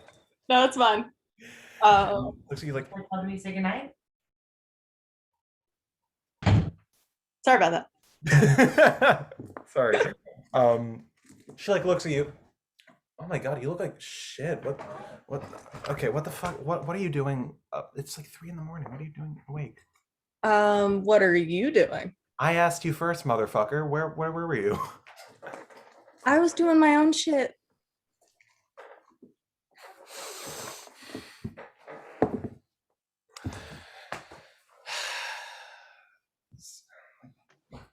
You look like you just got hit by a car. Okay, I don't like. I'm gonna be really honest with you. It happens. Oh my god, it's so morbid. Do you need help? Like, Nah, I'm fine. sure. Yeah. No, like sis. She like takes you by the head. Like, I can absolutely help you if you need me to. I've been through worse. I'm fine. She kind of like pulls away. I was just out with some friends, you know. Clearly. She like whacks you in the shoulder. Just needed. But she's drunk, so it hurts a lot more because she has no control over her strength. She's just like, So silly. ah! Take 20 points of damage now. Syriee does a 13 hit. No. Okay. Oh, no. And it's not even that. It's like the opposite of that, where it's like, it's like barely like. She's a wizard. Yeah, she is fully a wizard. Like it's like getting a punch from Pallas. Like it heals you. Paladins be like, anyway, yeah. She's like so mysterious, you know that? Eh. What do you mean, It's not hard to be when no one's paying attention to you.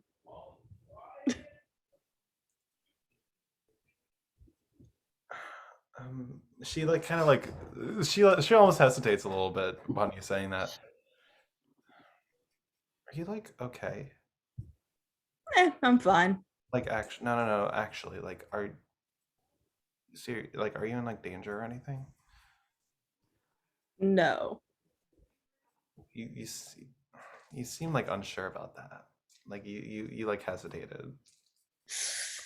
There's some shit going on, but it's nothing I can't handle and haven't been handling. Can I have a roll insight on that real quick? Interesting. Okay. She's like, all right. Well, I don't know. I mean, if something was going on, you'd like tell me, right? Like you'd. Yeah. Is that a lie? It's like a half lie. Half deception check. Natural 20. Okay. Like, yeah.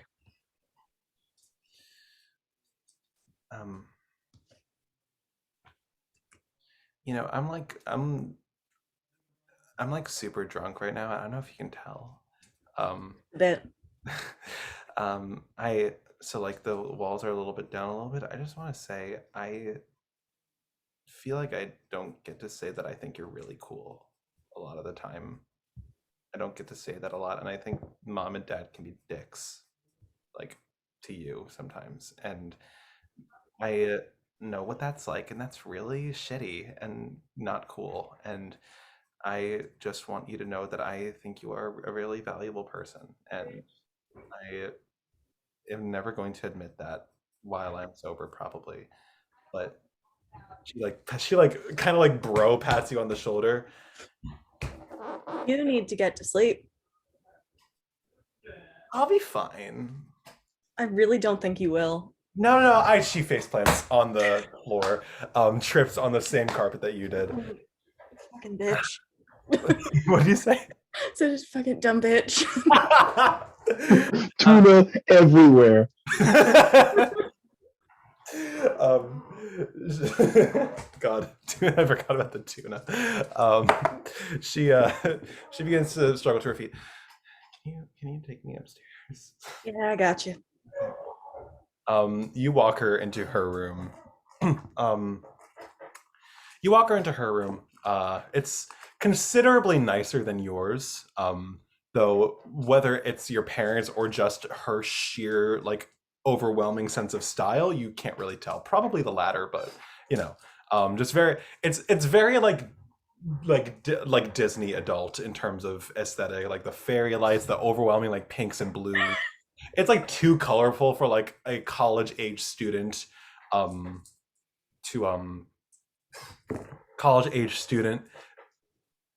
like live in.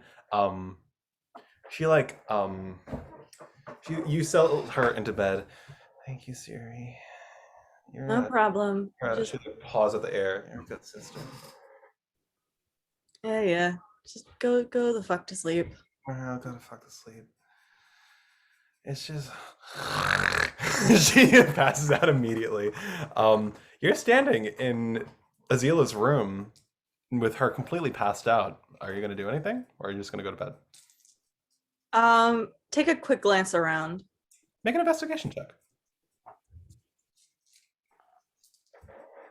Natural 20.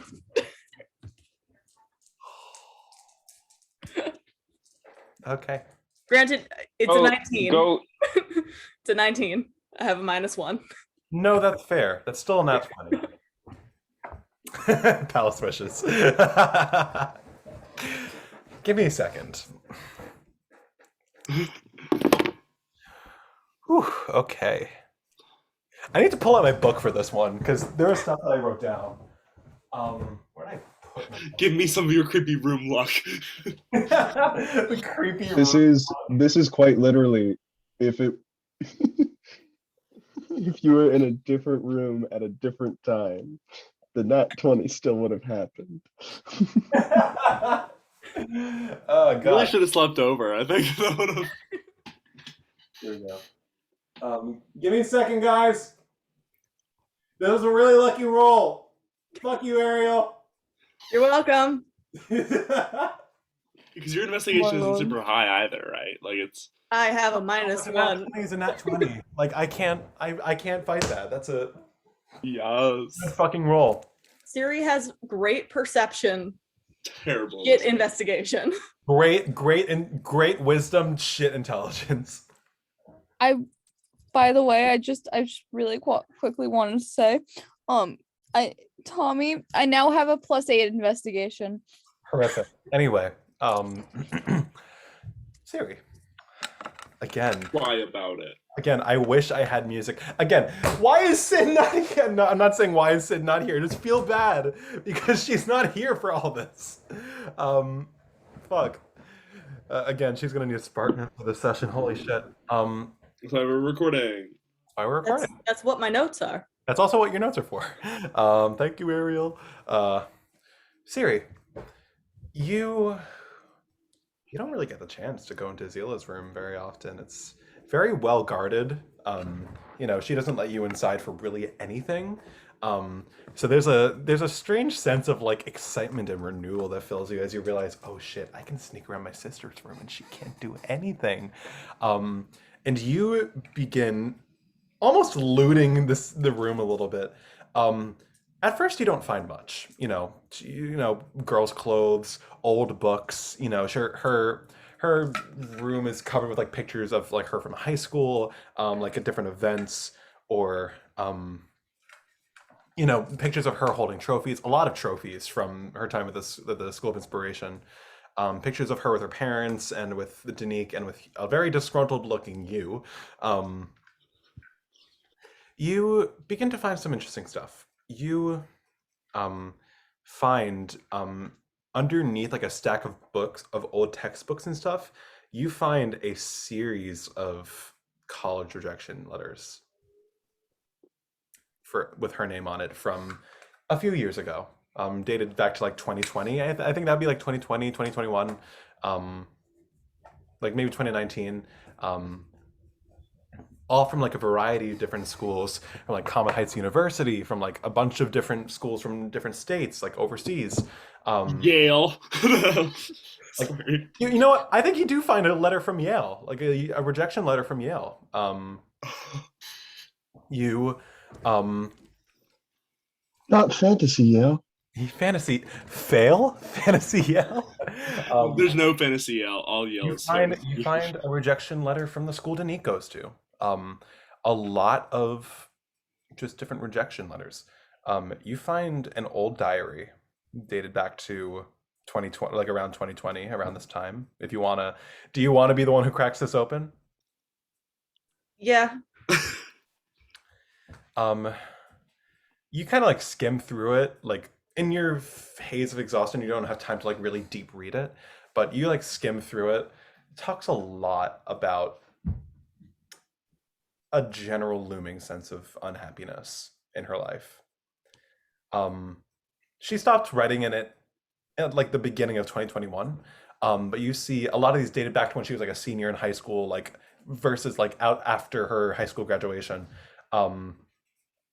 She talks a lot about like, you know, not getting into any schools really hit hard for her.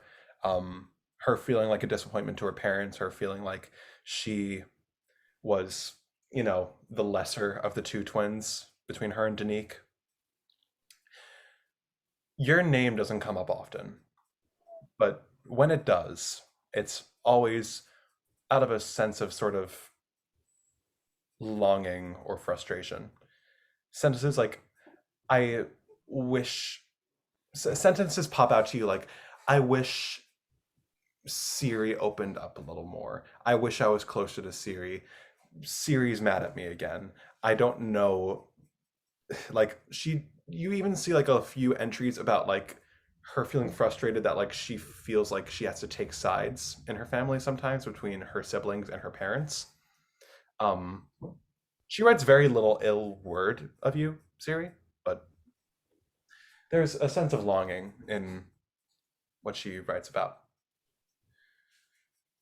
On a natural 20, you also find a little pamphlet at the back, not a little pamphlet, a newspaper clipping at the far end of like one of her drawers in her desk. It is a bit of it's an older piece, like 2017, 2016, an older piece, the great untamed magic of the Olympus Mountains. It is a newspaper article talking about the parts of the Olympus Mountains that people are not allowed to go to, that is closed off to some people. And you see, it is dated back to like fall 2017, winter 2017. You see highlighted mentions of the Aurora shards.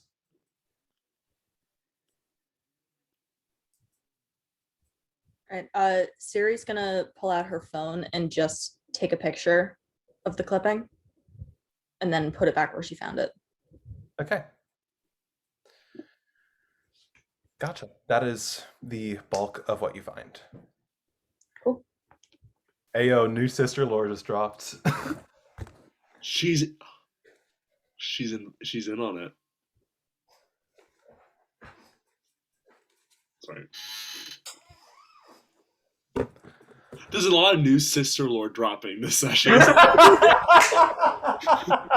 is sister drama. That is not what I meant. Well, my sister certainly dropped. That's not funny. That's not funny. A child died. That's not funny. That's not funny. That's not funny. I'm using it to cope. Oh God. Syriee, with this information in mind, is there anything you want to do before you pass out for a month? Um, ooh,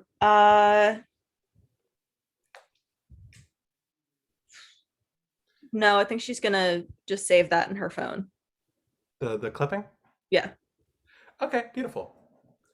Um, beautiful. So you go to bed? Mhm. As you enter your room, make a perception check. I'm kidding. Just me. Imagine. No, you fall asleep. Sunday arrives. For real this time. Sorry, guys. Shut up. I'm gonna say this is a very low like activity day. I think just in general for today, you do not hear from Ezra at all. Not because he's not talking to you guys, but because he's passed out for pretty much most of today. But yes, Dakota. How does getting my car go? Yeah, let's do that first. That's what I was Okay. going to. Uh, Yeah. Enix and Dakota, you begin to come to at around 7 in the morning. And you begin to come to because you hear the sound of a key clicking into the door of a Traughfler's essential. Rolls over the couch. Enix, where are you sleeping, by the way? I think on the couch just sitting rather than lying down. Gotcha. You begin to come to as you hear like the of like the key opening the door, and you like through like a hazy eyes, you see the silhouette of your mother opening the door. She opens, sees both you and Dakota like there, and kind of does a double take. Hey, Mom. Hey, I'm Mrs. Traughffle. hey, Dakota. Honey, what are you doing? Why are you locked inside of the store? We went to a really rowdy function. And Very true. Very true. it just got like really intense, and this was the closest place where we felt that we could feel safe, and so we just stayed in here, and then we ended up falling asleep. Deception. I'm not lying. I didn't lie in any of what I said. Bryson, deception. I didn't lie in any. Can I help? Can I give help to this? Can I give them advantage? Because I also have a. Sure. Okay. So what do I do? I give advantage. Yeah. Okay, so that's 18, and then so it's the 18. Nice. Okay. She kind of nods as like, "Oh, honey, you should have called me. I would have picked you up." I know, it was just late, and it was just like, it was just a whole thing. But we're good now. We just slept here because it was like, I was like, oh, this is nearby, and you know. Well, I'm glad you two are safe. Yeah. Honey, you need to text me next time. I will pick you up. Okay, I will. Promise? Yes, promise. Okay. Kisses you on the forehead. Do you want me to do you want me to drive you two home? You can wash up real quick and then. Oh no, my car's close by. Enix mostly let me crash here, was the thing. Just because I couldn't drive all the way home up the mountain, and my parents couldn't drive all the way down the mountain, because it's. Oh yeah, you live up there. Honey, are you sure you don't want me to like. Oh, I'm fine to drive. Yeah, I'm fine to drive. My car is super it's close totally by. cool. Plus you got to worry about opening the shop and stuff. It's all good. Okay, all right. She comes over to you. I'm gonna drive you home, Enix, because you. Wait, what? Just so you can like wash up, you can have an actual bed to sleep in. Well, you're opening the shop right now, and it's on the way. Are you gonna walk home? I can drive them. I can drive them back, Mrs. Traughfle. Yeah. Okay. She kind of she acquiesces. Sweetie, get some rest in a real bed, and she kisses you. And she kind of nods towards Dakota. Take care of you two. I'll see you later, baby. Alrighty. Begins to set up shop. Oh, Mom. Yeah, what's up?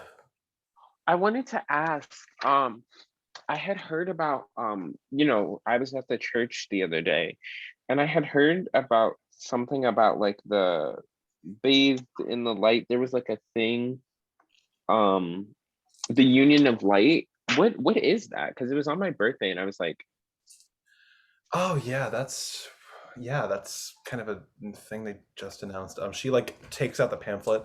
I don't know if you saw. It's the church is apparently planning on doing some kind of event to promote Lathanderism.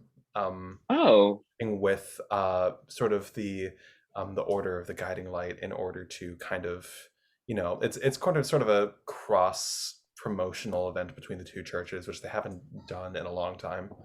um I yeah, I don't know why it's on your birthday. I don't think that was intentional. um no, yeah.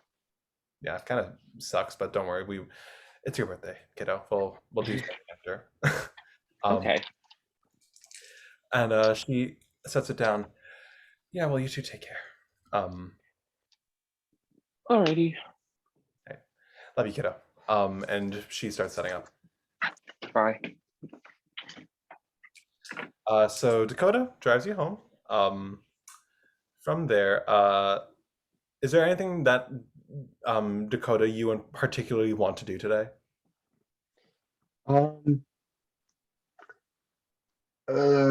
I the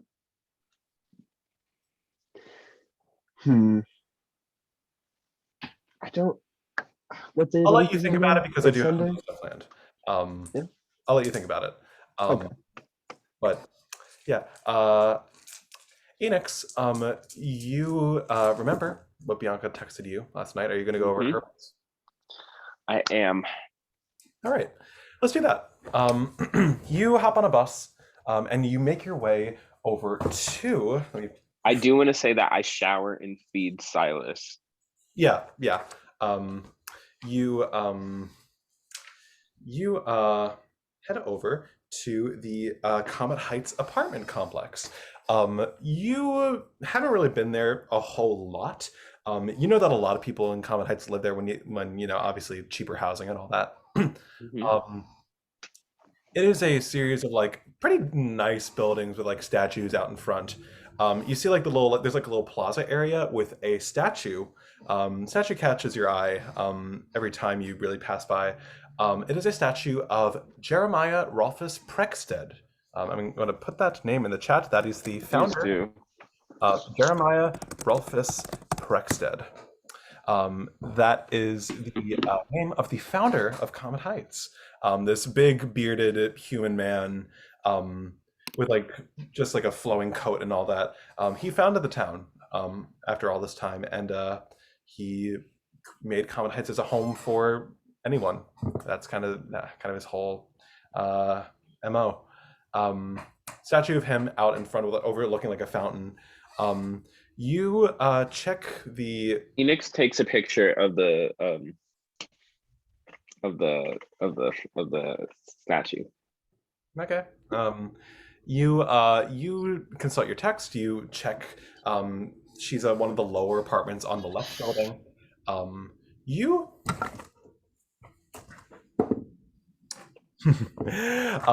As you are headed up, you enter the elevator. Begin to sort of enter. You hit your button, and as the door is closing, you see a little like a green foot like sticks into the in between the door and like the side of the wall. Excuse me. Hey, you see Lazaro look in pajamas, holding a laundry basket. Locks eyes with you. What are you doing here? Oh, just visiting a friend. Oh, okay. He kind of taps. You can tell he looks extremely tired. After from yesterday. Still in pajamas, still like just very, like almost looking a little washed up. Yeah. But you see he taps his button for his floor, and you guys begin a very quiet ride up. Yeah, doing okay after last night? Wait, hold on. Out of character, I did not hear you. Say that again. Sorry. He said, are you doing all right from last night? Yeah. Still a bit tired. I feel like that's a common theme among all of us, but Yeah, no kidding. are you good from last night? Kind of like shrugs. Um, I'm just not feeling great, but um, Pascal didn't really say a single word to me after we left. I'm a little worried about that, but I shouldn't be telling you this. This is very specific. No, it's fine. It's fine. I you guys are really close, and I can't really imagine anything tearing you apart. You've had each other's back since like I've met you two, and so whatever it is, I'm sure it'll pass, and you'll be able to patch it up. Yeah. Well, that's fair. And you see, you reach your floor first. As you begin to leave, you see Lazaro opens his mouth to like say something. Yeah. I'll see you at school. Have a good day. Yeah, you too. Elevator doors close. So yeah, are you going to head over to Bianca's? Yeah. Gotcha. You like walk down the hallway for a little bit, checking the numbers before you finally reach 8B, the number for her apartment. You knock on the door, and a few minutes later, Bianca comes out.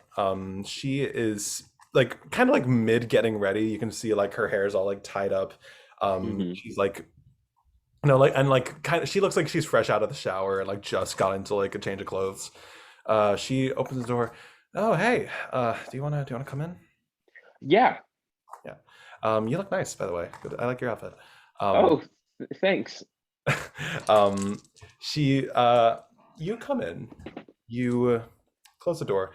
Bianca has a not a small like studio apartment by any means. It's like decently sized. There's like a big like living room / den. There's like a kitchen area, and then there's a couple of like different rooms down the hall. It's like there's like a balcony. It's like one of the like nicer apartments in the building for sure. There's a you see an older like gray-haired looking man who's old enough to be Bianca's father, sitting on an armchair, like watching like a rerun of like Frasier or something, some old sitcom. On Fantasy Frasier. Fantasy Frasier, yes. He kind of like looks up, acknowledges you. How you doing, kid? Bianca's like, that's my dad. My mom's out right now, but yeah. She kind of like waits a little bit. And you hear a door open from the hallway. From a bedroom, clad in like an oversized t-shirt and like pajama bottoms and stuff. Her long black hair tousled and a little bit frazzled.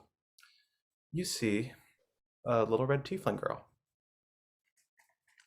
Glowing golden eyes.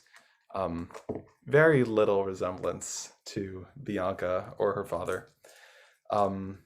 She like rubbing her eyes, no older than like 8 or 9. She's like kind of like rubbing her eyes a little bit, and she like walks out into the foyer. She like looks up and sees you. Bianca looks between you and the little girl. Enix, this is my little sister Tallulah. This is one of my friends from school. She looks down at Tallulah. Tallulah looks up at you like, hi. Like a little bit shyly, but like sees that you're a tiefling and smiles. Enix is like, hi, I'm Enix. Nice to meet you. Bianca like looks at you. Do you want to head into the room real quick? Yeah. Yeah, so see you in a bit, sis. She heads into her room. Bianca's room is like a bit messy, like a bit poorly lit, like her bed's not made. Clothes and like books are like around the floor. Um old like, old like little like red stars are hanging on like strings from the ceiling, like illuminating the room that's otherwise pretty dark. um you see like her desk is like covered with like papers and like books. Her laptop is open to the Comet Heights library website. And you see a make a quick perception check for me. Oh my god, where's my dice? Okay.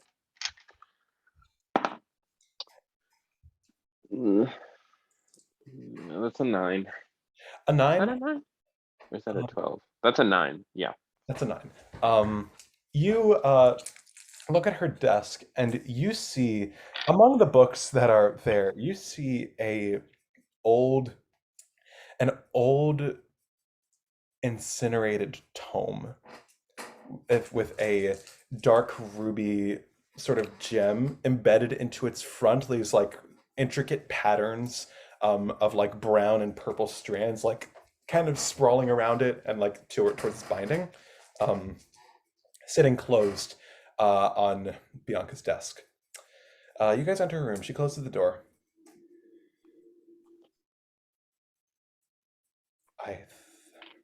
I didn't know there was anyone else like her in this town. Out of character, really quick. Is Bianca referring to tieflings? Out of character, she is referring to Because there is another tiefling. I there checked. are There other is tieflings. another There tiefling in are the other tieflings, school. yes. That's not what she's referring to. Oh, okay, cool. Then Uh, I'll keep. Then in character, I'll continue and carry on. What do you mean?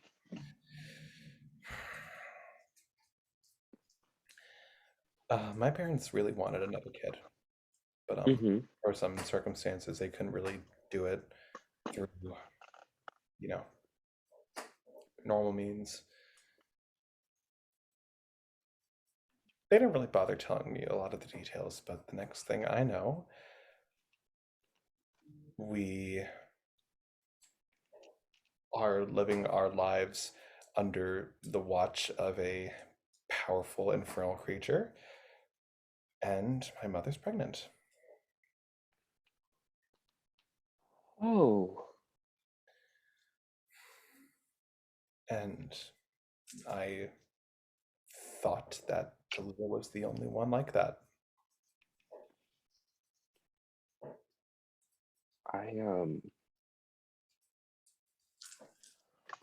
I didn't. I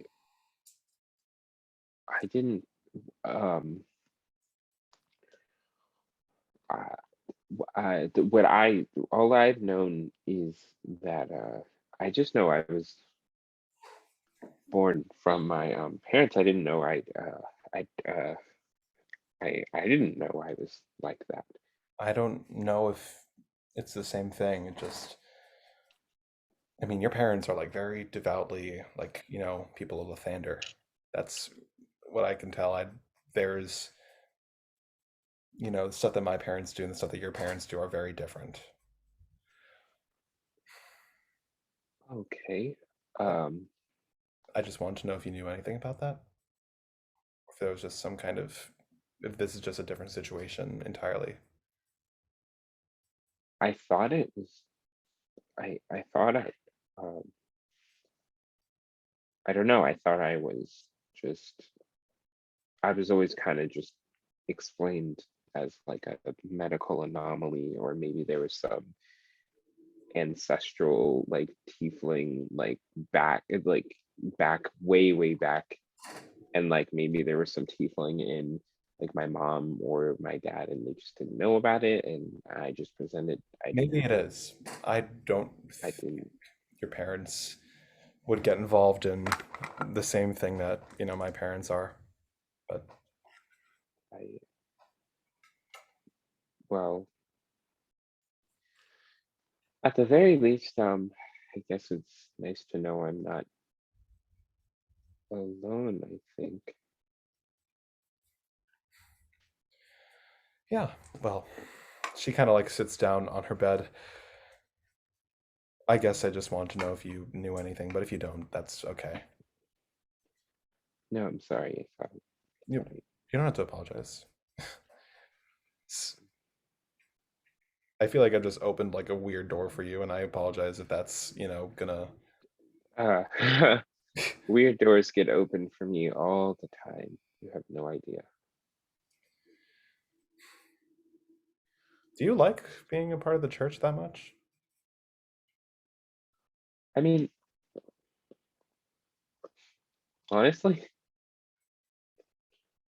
I kinda. I don't really like being a part of organized religion as a concept, but I do like the idea of feeling like I have some greater purpose. But I don't know, because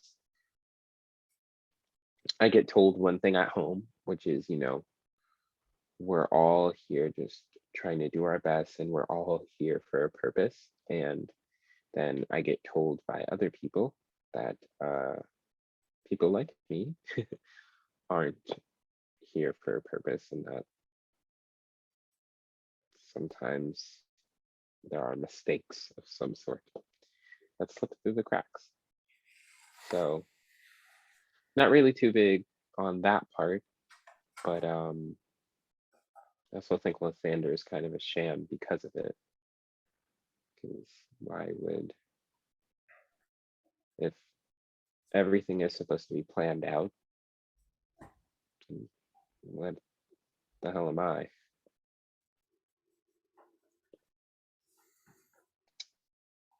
Bianca kind of like nods for a second, kind of thinks. You know the saying, hate the sin, love the sinner? A little too well. I think that's bullshit. Same. I think that's bullshit because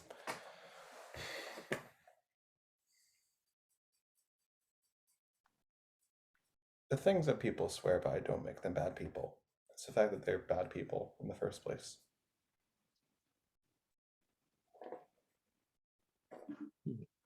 And that can be really hard to learn not to hate the sin. Or not the sin, but whatever the equivalent of the sin is in this case. I don't really know, but Huh.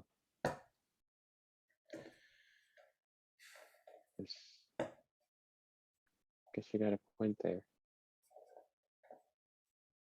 I don't think Lathanderism makes people inherently bad.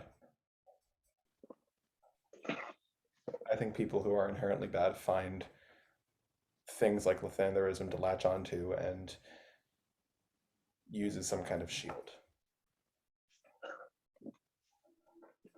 Use it as a weapon.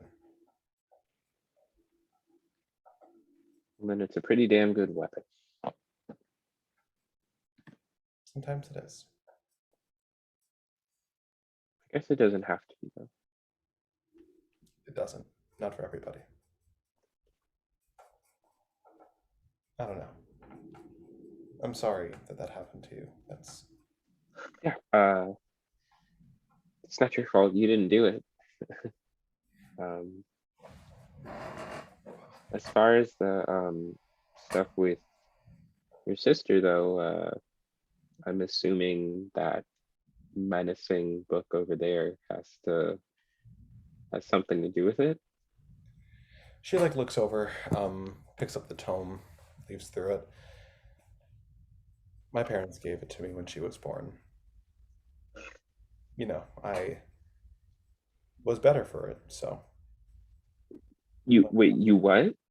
I was better for it when, Mm-hmm. Obviously getting a little sister was great, but if my life was to change incredibly drastically in the span of an instant, then might as well put it to use somehow. And she kind of flips the tome open a little bit, and a little bit of like red and black fire shoots from it. Whoa. So, what is it? It's a copy of his tome. Helps me learn magic. You know, I wasn't born with powers like a lot of people. I kind of had to, you know, forge my own path, but I didn't expect it. I didn't expect this to be how I learned it, but kind of came with the whole package.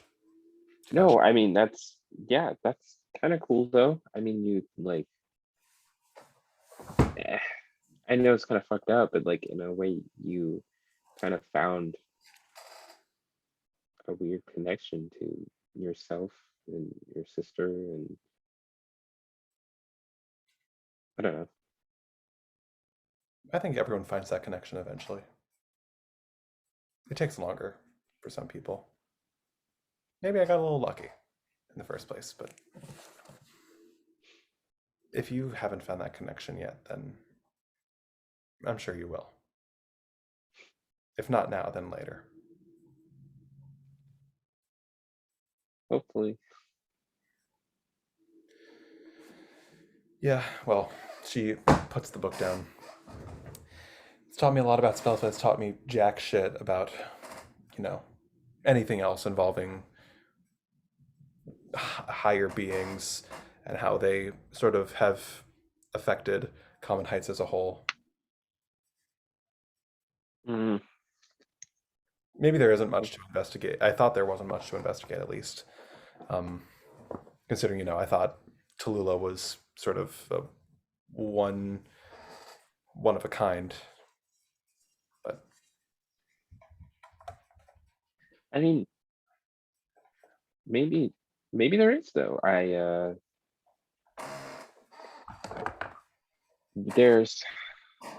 not really supposed to talk about this, but there may or may not be a friend of mine who has a special connection to an ancestral being made out of fire.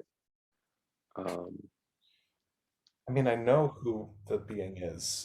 That's not really the issue. That's really interesting. I mean,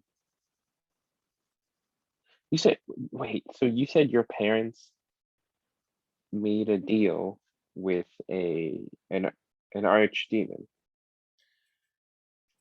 I'm not allowed to say his name out loud. Oh, okay.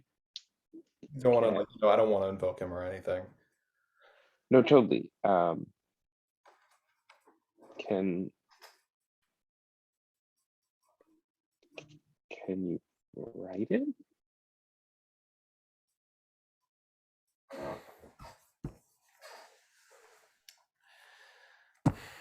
She rolls her eyes, pulls out a red marker, and writes this on a loose leaf sheet of paper. Interesting. Can I do a history check to see if I know anything about that? Go ahead.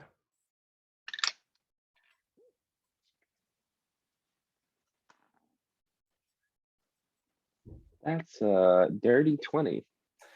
Dirty 20. Dirty 20. The name Asmodeus is vaguely familiar. You may have heard it in, like, maybe your religious history class. You've heard that he is a powerful archdemon. Maybe not the most powerful, but certainly up there. A powerful infernal being. Hold on.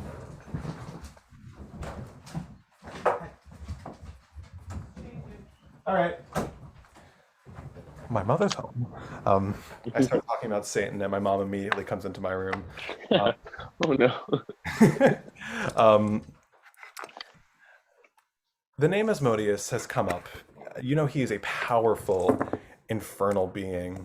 You don't know much about what he does exactly, but you know, he does, you know, I don't know why I said that Asmodeus wasn't that powerful when he is fully like maybe the king of hell. Lol. Okay, that's Um, Can I? incredible. Are you going by Forgotten Realms, like Nine Adjacent. Hells, Asmodeus, Forgotten like Realms adjacent? adjacent. Yeah, I mean, when you think of like the Nine Hells, and like the hierarchy of the Hells, Asmodeus is quite literally the king of all the layers before him at the furthermost layer at the bottom. Yeah, it's not quite accurate to that. You do know that Asmodeus is an incredibly powerful archdemon, possibly one of the most powerful, and that while you have not had proof that he is actually real and does exist, you know that there are a lot of churches out there who are devoted to him. A lot of people do act in his name. interesting. Okay. And then another question. Okay, what language is that book written in? The Tome of Shadows? Yes. It's written in you didn't see any of the text itself. She So opened can I say, hey, is it okay if I see the book? Like if I hold it? Sure, it's a spell book. You're not gonna really get much use of it. You open it, it is an infernal. I can read Infernal. Mm-hmm. Oh shit. Okay. Oh fuck. Okay. I'm never okay. I read through the fucking book. Hold on.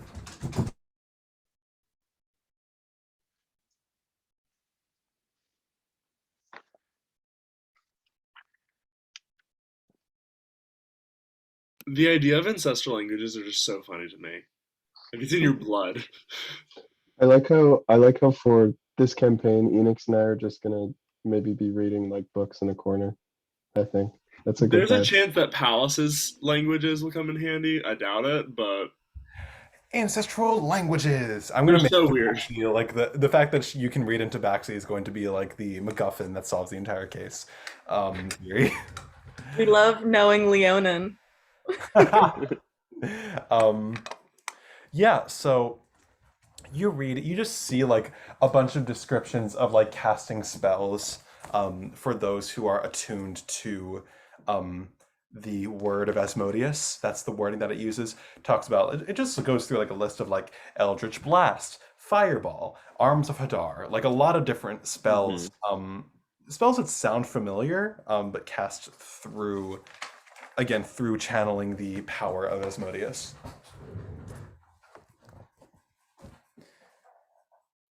Can't wait for after this session is over, you're going to see Asmodeus' snapshot profile on the document. Oh my god. I mean, he invented it. Is there anything else that I see in the book? Nope. No? Nothing crazy of note. Okay. You see like some old scriptures, like some old like basically Latin scriptures that kind of just like devoted to Asmodeus, some of his ideals and like old prayers and whatnot. Okay. Enix is like, this is some kind of hardcore shit. Yeah, super hardcore. She takes the book back. It's I can't really talk about it with a lot of people because, you know, saying that you basically are like an eldritch version of a Satanist is it's not a great look. So I mean, yeah, but you're talking to me though, so then I'm literally part demon. well, I can trust you, I feel like. You know. She kind of like looks down at the book a little bit. Anyway, though, I'm sorry if I like wasted your time at all. But no, you didn't. yeah. Well, I don't want to like kick you out immediately, but I do need to like get some sleep after yesterday. So, Totally. um, Yeah. but yeah, thank you. Like genuinely, I'm sorry if like me springing on that you was weird at all. No, no, I think it's about time that I started to think about some things other that were actually about me. You know, you never know, but yeah, we'll see. She like kind of smiles. You can make your way out, okay? Yeah, totally. Awesome. Well, I'll see you at school. Yeah. He's frozen. Oh no. I will see you. Oh, I'm present. You were for a second. You're fine now. Okay. I also say I will see you at school. Gives you a thumbs up, and she leads you out of the. And then on my way,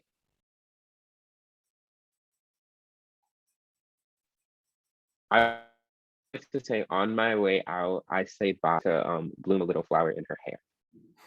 A little like A dark red a rose. red and yellow. Yeah, A yeah, red and dark yellow red rose. Dark red rose Yeah. in her hair. That's cool. She kind of like takes it. Thank you. She kind of like she winks at you, and then closes the door.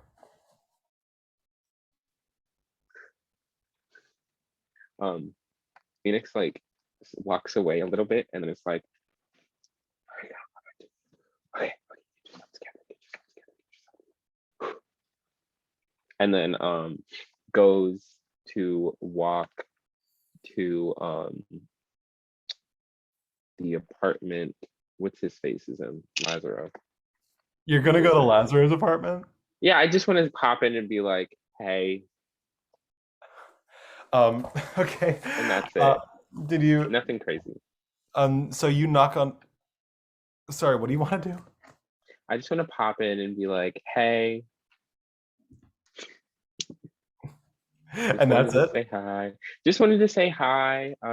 See how are you doing and stuff. Yeah, I'm gonna say you knock on the door. He answers. Do you just say that? I say, I will see you at school. Be careful, you know, things are getting weird. And yeah, pretty much. Yeah. Yeah, thank you. I appreciate it. You take care of yourself too, all right? Yep. Yeah. He like gives you like a genuine smile before closing the door.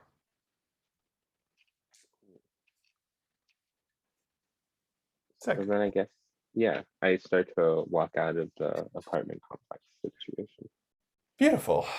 All right. We are going to cut to Holly real quick. We haven't done anything with you yet today. Let's change that. Holly, what? I don't know. I have a thing I kind of want to do because if that's okay. What do you want to do? Rudolph, so when your still defender breaks at the end of a long rest, you can make a new one and do a Right. Swiss tools check. And I miss Rudolph. I miss my boy. I miss Rudolph, my king. I miss him.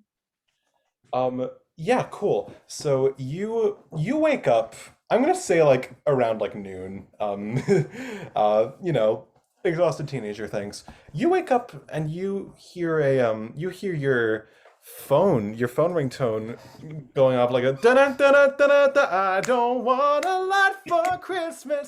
There is just one, like fucking like the Mariah Carey blasting through your phone as you're getting a phone call.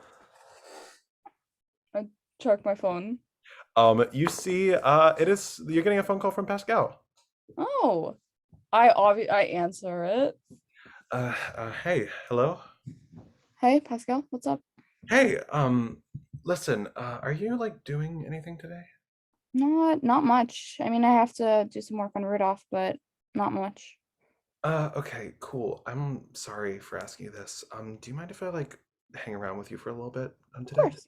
It's like, I need to kind of get out of the house for a little bit. Absolutely. Are you sure? Is that okay? Yeah, of course.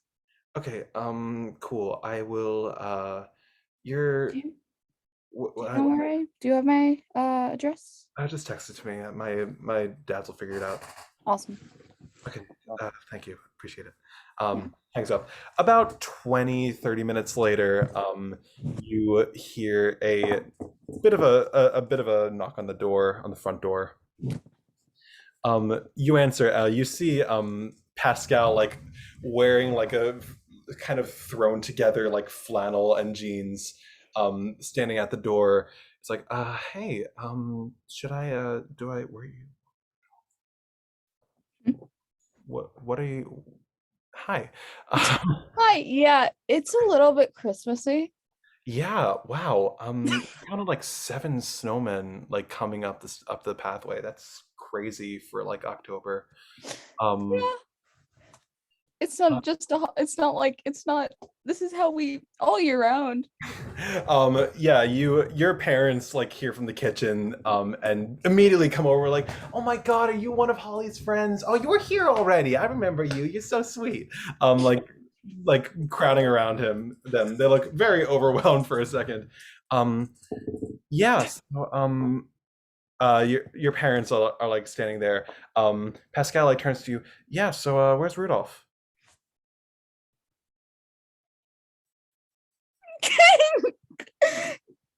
Bestie.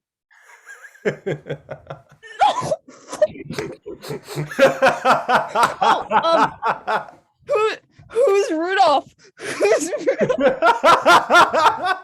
I will roll.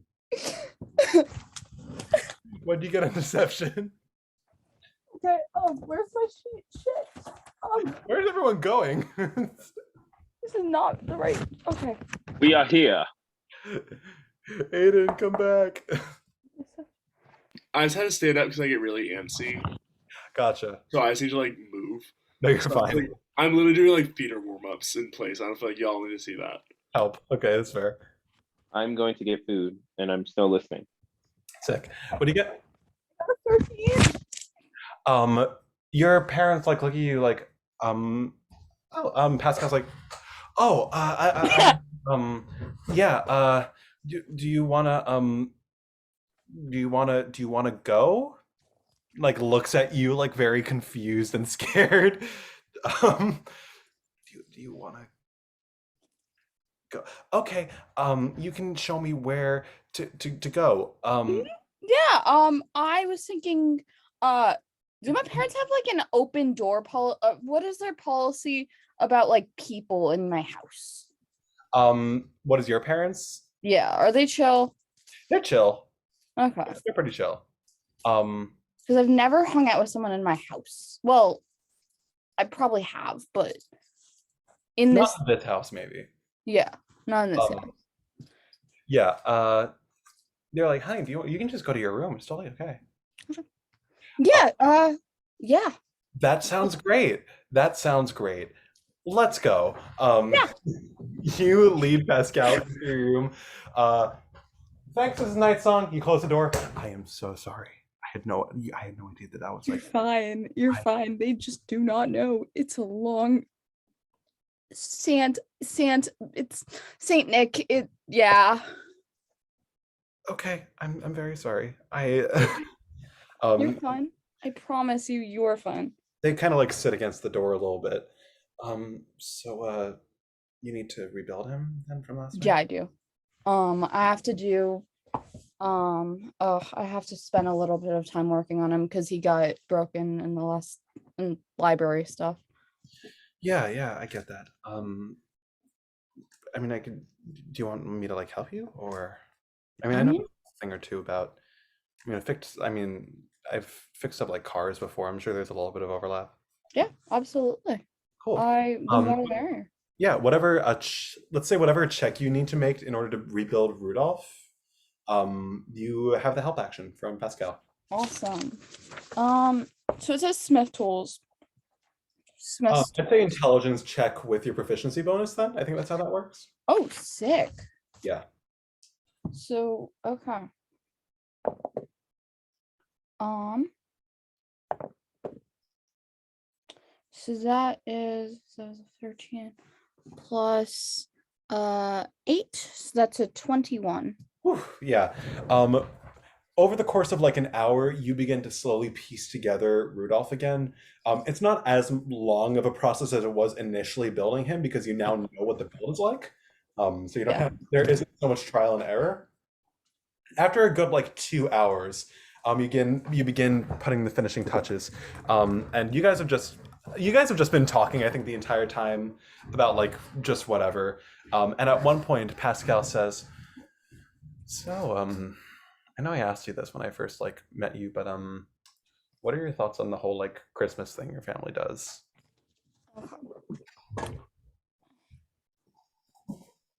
I mean, don't get me wrong. I like Christmas. It's a happy time of the year. I like Christmas. But my thoughts have really mellowed since everything that's happened with.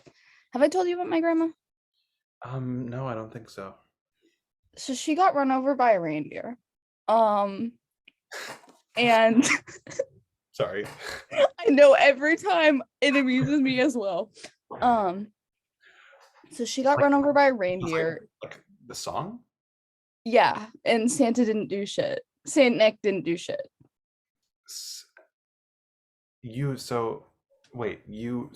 Santa's real Saint Nick? Is Yeah. that what he goes by? Saint Nick, he goes by that. He's real, he's a dick. He's a dick? He's really bad. Oh, I wanted Santa to be nice. I know, me too. Like, oh, based on like what I hear you all are told as kids, because I assume, you know. Yeah. No, I thought he was like super like holly jolly. Sorry, pun not intended. I thought he was like super, I don't know, like bumbling and that he loved children. I didn't know he was like a capitalist pig. Like, yeah, he's what you'd expect. Here's a good example. Like Zuckerberg.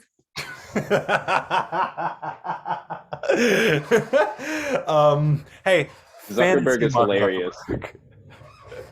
Sorry, Fantasy Mark Zuckerberg? Oh yeah. I need to plug my computer and give me 2 seconds. Pascal's like the Facebook guy? Yeah. You know how like he's capitalisty like that. Oh, gross. I know, it's really bad. So your parents, you lived in the North Pole. Your parents. Fine. I love we talk. Someone who's not listening to me at all. Good night. Good night. Hello. Okay. Good night. What? You no comment on that, Arielle. Pascal's like, so you lived in the North Pole. Your parents worked at Saint Nick's workshop. Your grandma was run over by one of his reindeer. They wrote a song about it and they did nothing. Yeah. Wait, was this song written for my grandma? Pascal's assuming so. Okay. That is super fucked up. Oh my god. Yeah. I'm sorry. I know that like Christmas is a great time of year for everyone, and I want everyone to be able to celebrate it. No, I can see why that might sour you though. For sure. My family all still love, well, my family except for my brother still love Christmas as much as before, but maybe a little bit less, but to a similar degree. I don't. Yeah, I can kind of relate to the sort of oversaturation bit, I guess, a little bit. Like, the second that it like gets to like even July, it sometimes feels like the malls, everything is just covered in Christmas. Yeah, it's a lot. I mean, I wasn't just talking about Christmas stuff, but Oh, fair. Sorry. No, it's fine. You know, do you? This is a weird question. Do you feel like you have to like try and be super Christmassy in order to like appease your parents when in reality you don't really want to? Yeah. Yeah. You Yeah. feel it?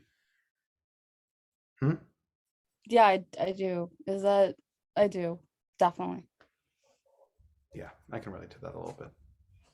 Not the Christmas thing. I'm not like, but So you're telling me you aren't also from the North Pole? well, to laugh a little bit. No, it's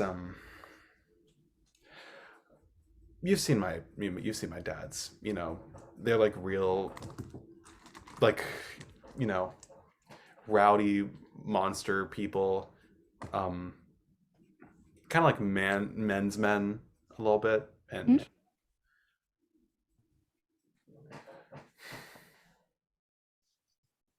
I don't know if you saw, but like my dads, they have wings, and that's kind of a rite of passage for people in my family. Not all dragon people like me get to do it, but it's supposed to come up at like by the time you're like 13. I'm almost 16 and I've got nothing so far, so that's kind of hurt a little bit. Oh. I don't Sorry, know. that was out of game. I feel like I'm a little bad at being a dragon, to be honest. I feel like I'm too nice. I don't know.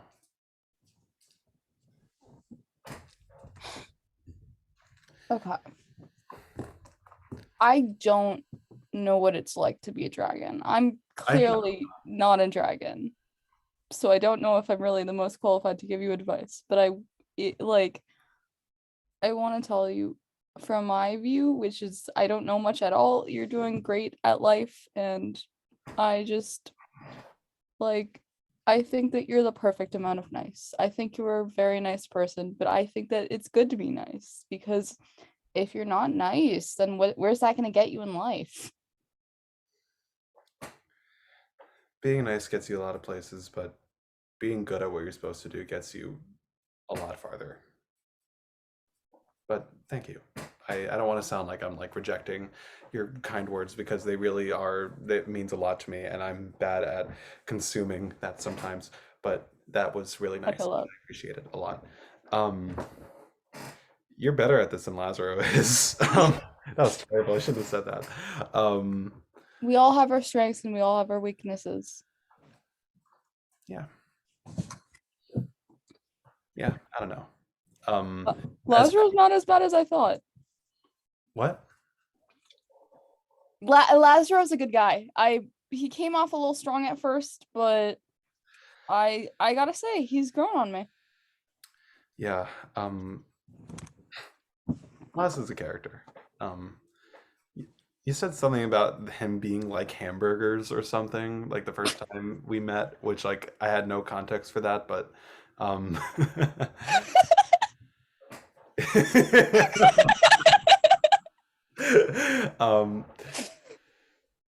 it's like, I love the guy, but he was kind of like my only friend for like a long time, and it's nice to kind of have like other people now. Like, you guys are all just really cool, and he's also very cool, but I am with him a lot of the time, so that is super valid. It is nice to have a lot of friends. Yeah, or having more than one. Yeah, fair. Yeah, for sure. Holly, while you're working, as you begin to put the finishing touches on Rudolph, can you make me a perception check?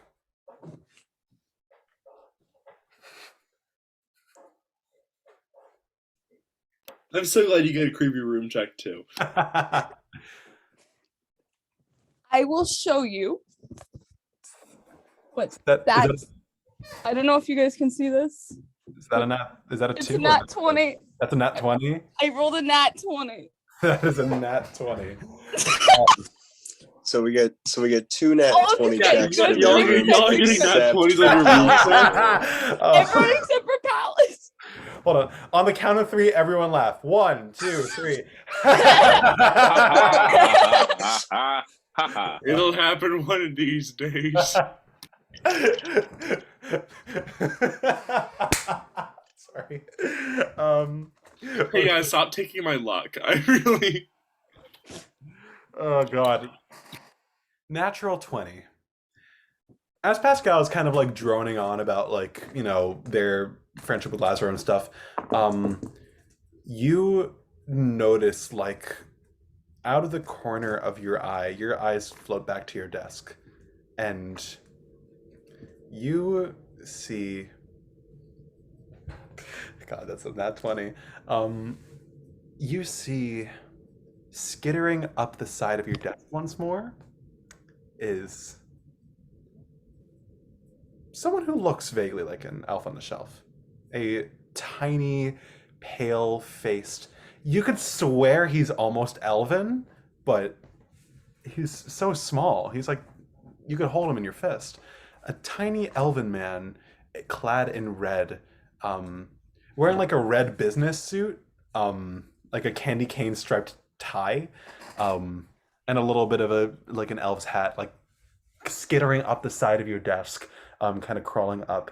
He's like, and then he locks eyes with you and notices you shitting your pants at the sight of seeing this little man crawling up the side of your desk. It's like, ah, shit, and like leaps off and starts to like run towards the door. What the fuck are you doing? Like he starts to run towards the crack. I pointed out to Pascal immediately. Shit. Pascal's gonna dive for it. They're gonna make a acrobatics check. We're gonna call that DC 15.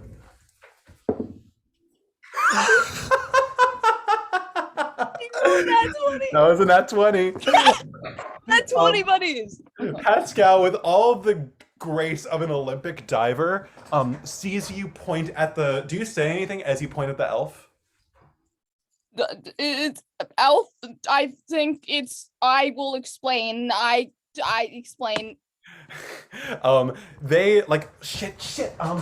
Dive, land on the like kind of belly flop on the floor a little bit, but land on the they land on your floor and like grab the little elf by the leg, sort of like lifts him up. He's like sort of, get off me, get your hands off me. I'm like flailing around in midair as they're holding him up like a mouse. No.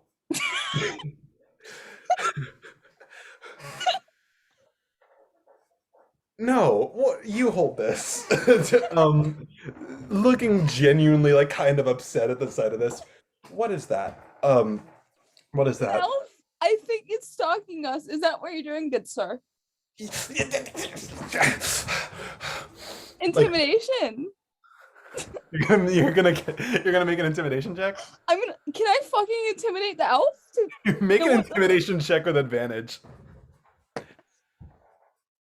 That's not fair. That's not fair. You did not get another nat 20. Hold up. Show me. No, something's wrong with this die. I just rolled 2 nat 20s in a row. Show me. I took it off, but I can. Hold up. No, you're fine. That's another nat 20. Yeah. Oh my god. That does not feel valid. That's another nat 20. I believe you. I mean, I rolled 3 in a row last combat. She did. The elf kind of like stops, like seeing this much bigger person, seeing you. What do you say to this little elf man? What the fuck are you doing in my room? Bestie, what the fuck? Not bestie. No, you're not a bestie. What the fuck are you doing in my room?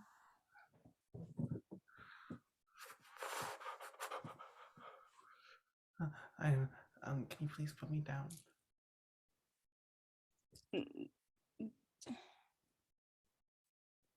Do I trust him not to? Pascal leans over. Don't put him down. No.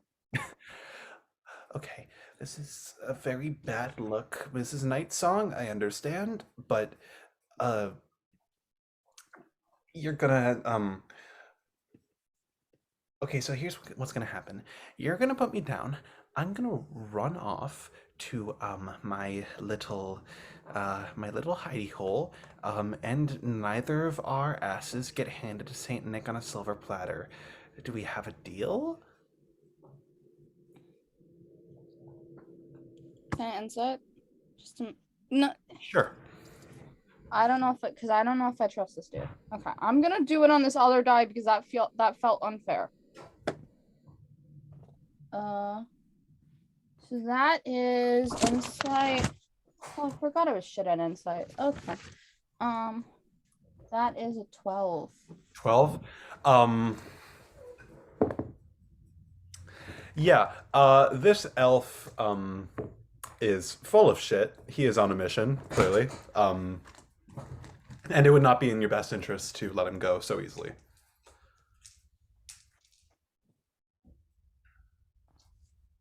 Guess I won't let him go. It feels like I'm digging my own hole, but yeah, I won't let him go. Okay. I feel the blood rushing to my head. Could you please at least flip me over? Yeah, of course. I'm pro keeping you hostage. I'm not pro cruelty. So Help. All right. Okay. What do you want from me? What is Saint Nick doing? I know he's doing something. I know that you're not just here on your own. I know that Saint Nick is sending you. That is what I gather from my experiences with Saint Nick. What are you here? What is your goal? Make a persuasion check with advantage. And then I'm gonna need a stealth check from you. Right. Okay. Persuasion. Wait, this is not the right sheet because this has 2. Okay. Oh, that's great. We love when. Oh, that's not actually that bad. Because of the thing. Okay, that is a 14. That is correct. Yep, that's a 14. 14 on persuasion.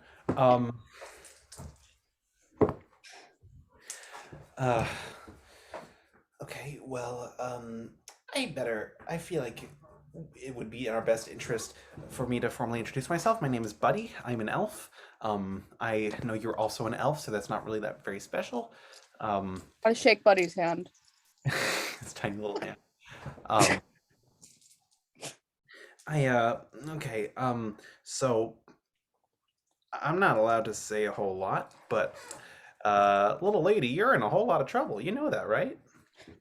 I mean, I assumed. Yeah, he kind of gestures towards the almost fully built Rudolph. Yeah, you made a real big mistake there, buddy. You made a real Sorry about that. You made a real bad mistake with stealing one of Saint Nick's most prized possessions, a synthetic acro build caribou. It's that's not the type of thing that he would take very lightly, especially considering you've also stolen a variety of other things belonging to him, including, I don't know, his precious toy bag.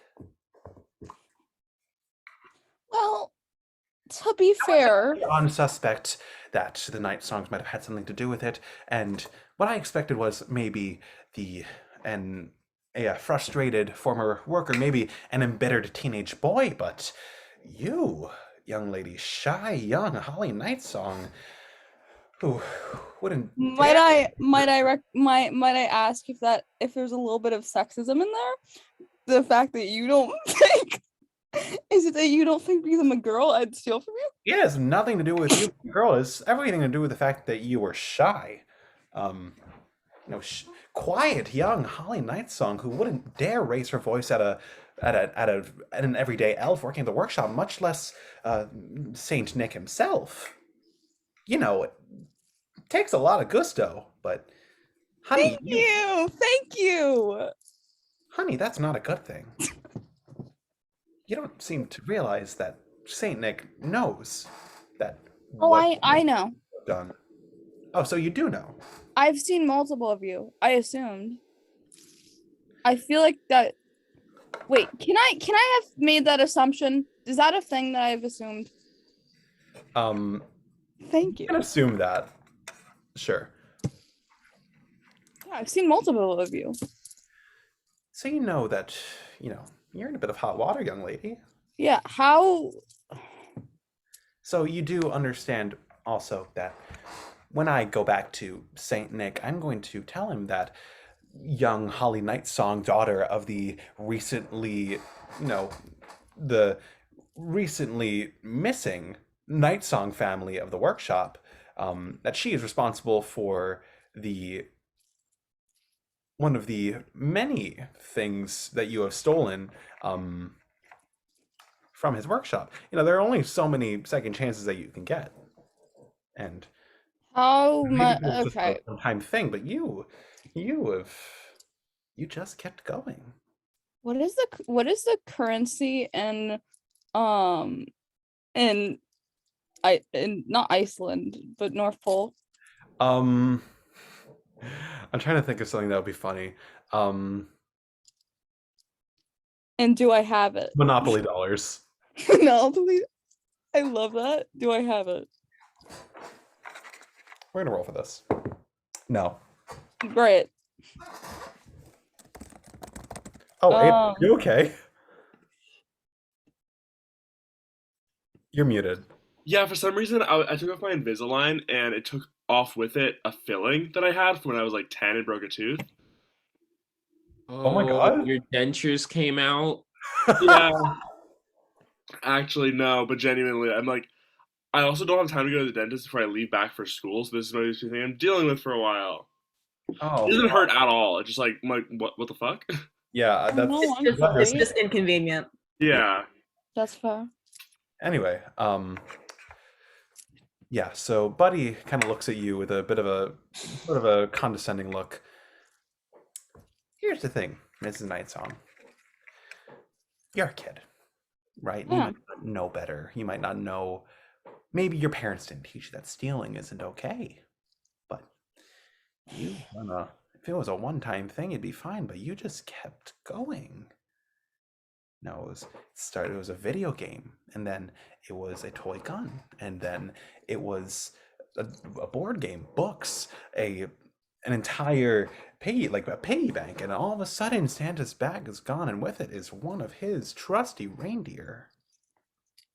Did you guys not all get I heard that the reindeer went on strike, but have they not returned? Have you not been able to return to your real life reindeer? Or is that just like That is besides the point, Mrs. Nightsong. The point is this. I'm going to give you an ultimatum, if you will. Okay. You are going to hand over everything that you have stolen from our good old Saint Nick, including our friend Rudolph over here, the bag, the gun, everything that you have taken from him and monopolized. And this doesn't have to reach the ears of perhaps your mother and father or your brother. And they suffer no consequences from anything that happens. Now, if you decide that maybe you're feeling a little bit, sticky fingered and you want to hold on to something that you believe is rightfully yours, then we might have a couple of worse problems here, Mrs. Nightsong. Well, you see, I'm not the only one necessarily in the wrong. Is there? I'm not the only one in the.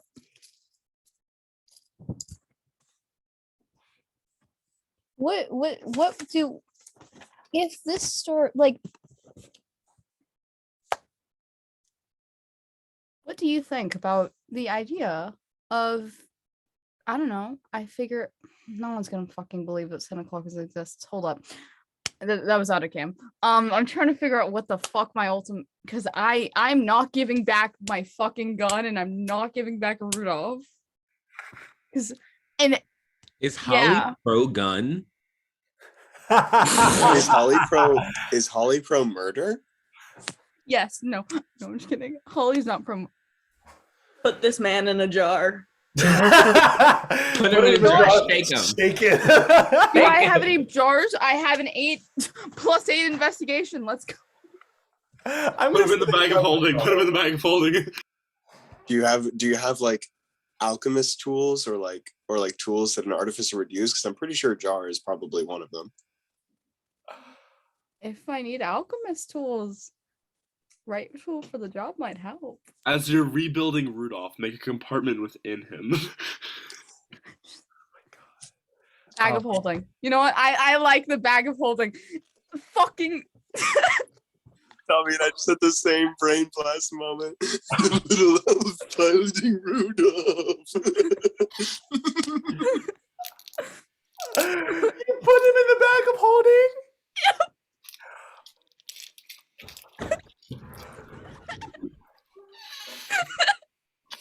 Wait, are you actually putting him in the bag of holding? Okay. All right. Oh, I know, but it's not in my own hands. Holly doesn't know that. Okay. Holly doesn't know that people die in the bag of holding. Holly's never put an actual person in the bag of holding. As Buddy is like staring at you with like venom and like just like contempt, being the most condescending little motherfucker you've ever seen in your entire life, something urges you to just, in the middle of him talking, you begin to walk across the room. Now you see there's where are you go? What are you even listening to me when I'm talking to you? You open the bag. Whoa.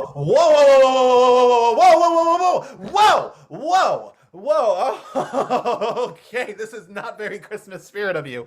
No.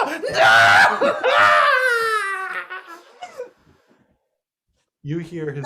That's where you can put your Christmas spirit. You hear his scream get quieter and quieter until it's completely. You never hear him land. He begins falling through the festive darkness of Santa's bag of holding. As you open up the bag and it's filled with like these red, green, white, like glimmering lights. You see him fade into nothingness, like almost being consumed by the light of the bag as he just falls and falls. Pascal looks over your shoulder in abject horror. Are you okay?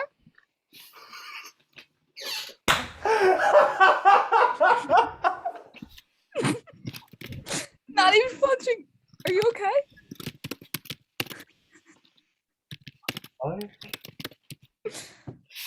Ollie? Yeah? Did you just kill that guy? Wait, what? Did you just kill that guy? No. Okay. Wait, that kills them? I thought that just keeps them there for a while. I don't know how that works. A person in... Shit. I didn't mean to. I'm so sorry. I did not. Oh. No, you're fine. He was a dick. That was kind of- if no, that he- was he kind of- murder, that was definitely Fully, like- accidental manslaughter. Kind of it's okay. He okay.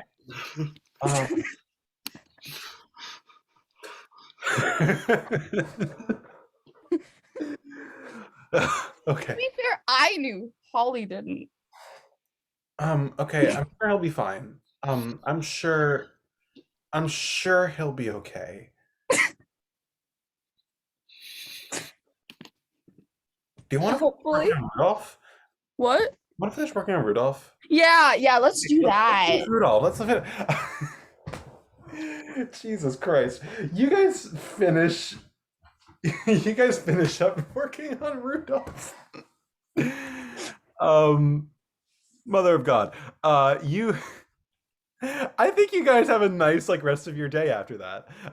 Like that distraction notwithstanding, You finish Rudolph, you're hanging out, you're like having a good time together. You guys just get a chance to like bond with each other, which is nice. Definitely like, you know, a good time overall. Anyway, Mother of God. Oh, that was fucking. I need a minute after that. Holy shit. First murder of the session. Yeah, 10 sessions in. Let's go murder. We murdered a man once. We wanted to feel like gods. My God. So after your little endeavor at the library, the next couple of weeks go by. We're gonna do a little bit of time skip. I do have a quick question. Yes. Syriee knows about the church and the Aurora shards, right? Okay. I think And so, right? Syriee's family worships Lathander, right? Mhm. Does Syriee know if Azila has any connection to the church? Make a history check for me real quick.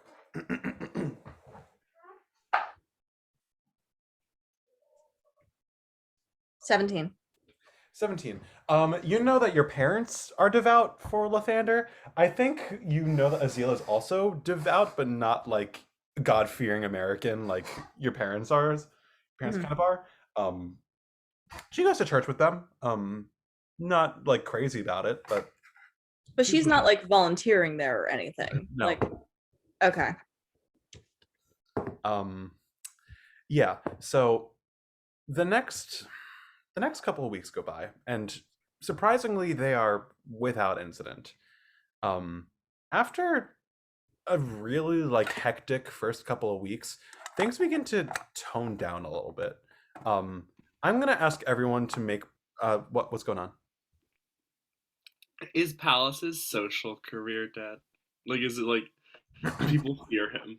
We'll get into that. Okay. I'm gonna make everyone make perception checks for me. General perception.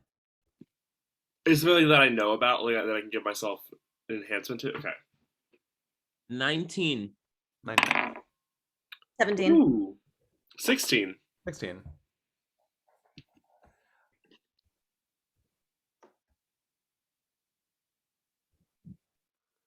$14. 14. Holly? Holly? Lily? The little dude came back to murder. Oh my god. No, and the really fucked up thing is that if they ever pull the body out of the bag of holding, everyone's just gonna think it's an elf in the shelf. it's just that's how they make A them. rotting, decaying elf on the shelf. Yeah. No, Though I time doesn't guess- pass in the bag Though of I holding. guess it wouldn't decay. Do you think it's decay in the bag of holding? Guys, I don't think it would because there's no Guys! air for it to decay. It's dead, right? Guys, So guys, would it decay? guys! Holly, make a perception check. What's up? I'm gonna need you to make a perception check. Me? We're jumping forward a couple weeks. Make a perception check. Right, yeah, sorry. Make a perception check, Lily! I will. 1 second. Dice. My D20. Yes. I need to get a D20 because they all. I don't know where they Just are say right nat now. 20. I believe you. Please We not all 20. believe you. When in doubt, lie. That's cocked. That's not cocked, but that's a perception. That's a 16. Okay, deep breaths. So you guys all roll really well. No, it's not. Hold up. That's a 17 because I didn't fix that on. I didn't fix that Yeah, you're fine. You're fine. modifier. Over the course of the next couple of weeks passed by, weirdly enough, without incident. For how tumultuous the first couple of weeks were after the fall equinox festival was, things kind of chill out a little bit for a while. You guys still keep digging into like some stuff. I imagine that like Dakota is like reading the book every now and then. You guys are still like looking into things, but nothing really seems to pop up. You do hear, not necessarily involving you, you do hear about incidents not unlike what's going on with you happening around town, happening more frequently. You hear of things happening. You hear of something that happened at Mountainscape High, the high school, for not talented people in Common Heights.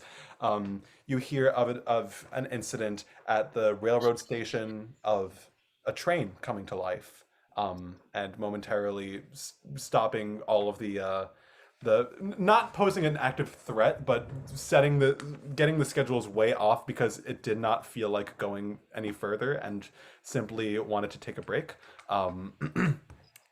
You Relatable hear of content. things happening at the gladiators court in like different homes.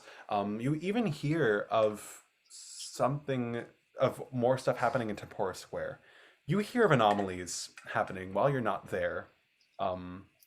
From around school or like from around town, just like random things begin happening that you like start to pick up on.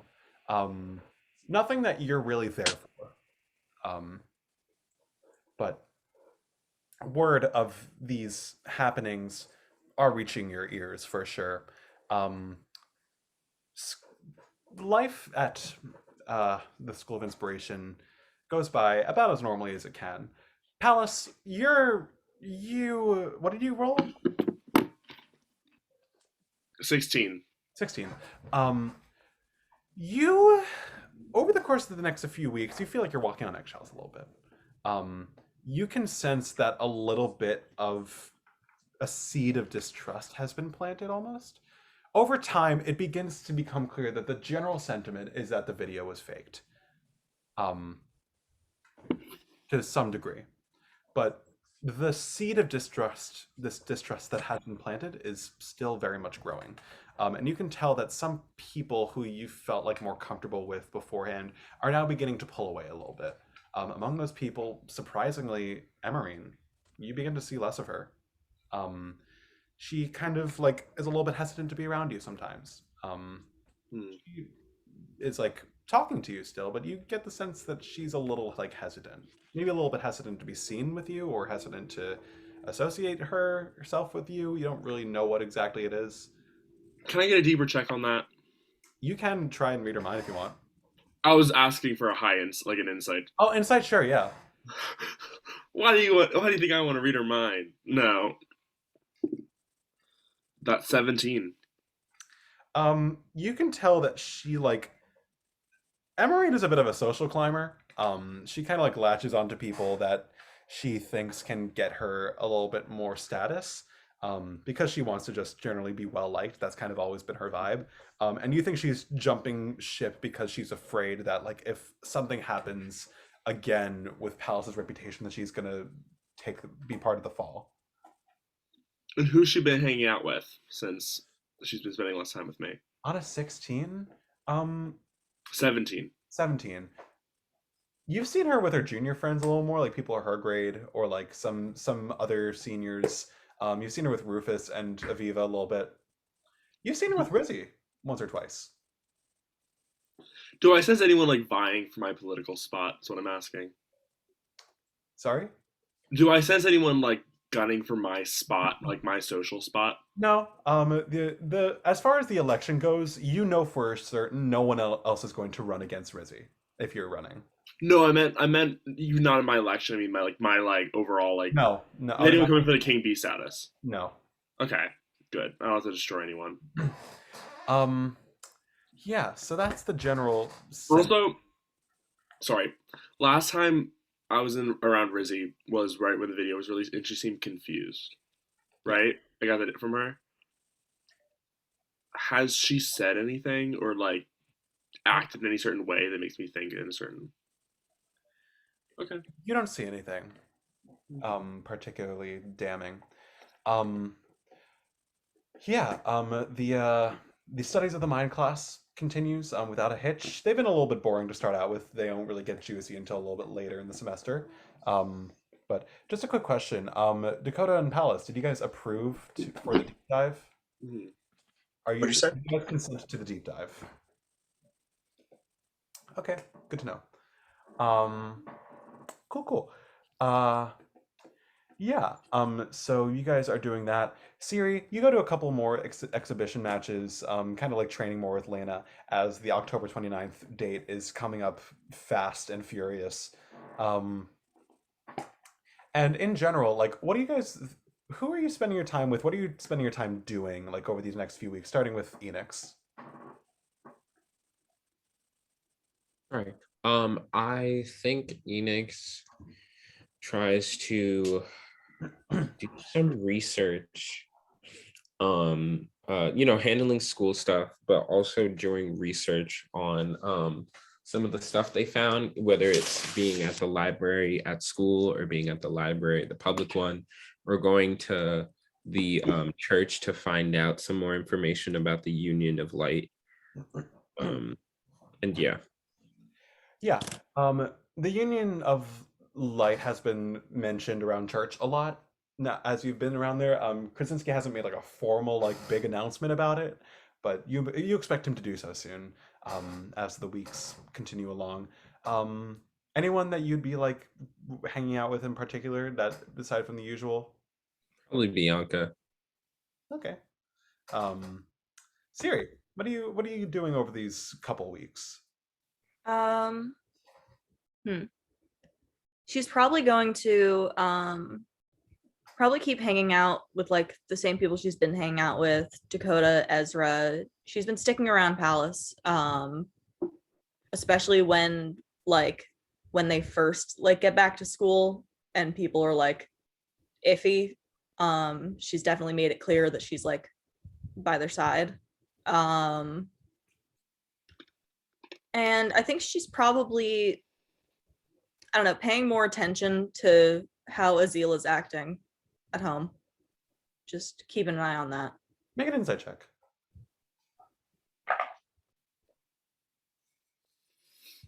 19. 19. You can tell that Azila does not remember the events of that night. She was pretty far gone, but you kind of get the sense that Azila is being a little bit softer. On you, at least. Not a whole lot changes about your school, about your life, since Danique came back. Obviously, your parents are fawning over him, but he's very much like taking up much of their attention. So it's like your parents don't really have as much time to like be mad at you about stuff when he's around. But you notice that Azila is kind of like lightening up on you a little bit, and there's like a bit of a sense of kinship that you didn't really notice before. What's up, Enix? What's up, Bryson?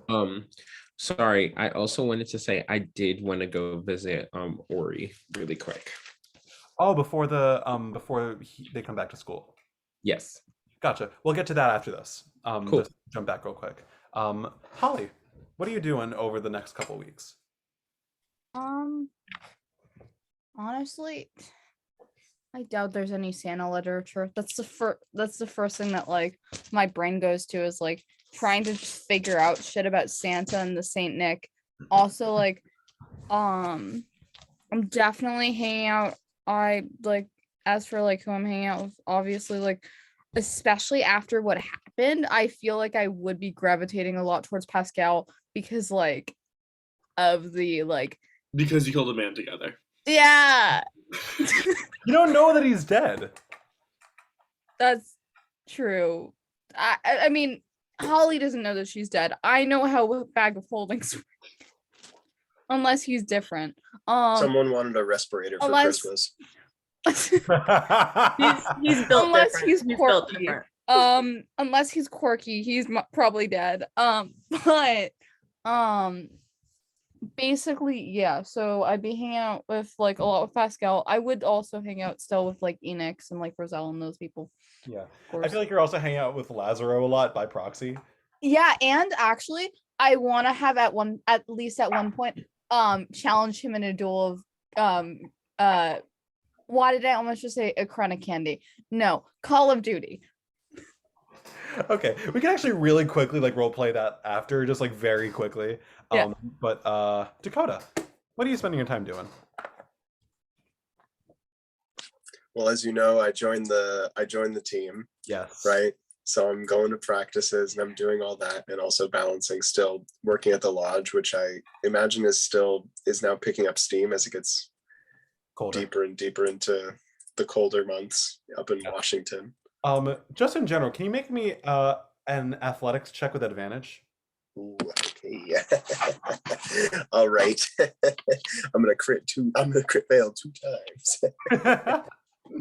Okay. Athletics check with advantage.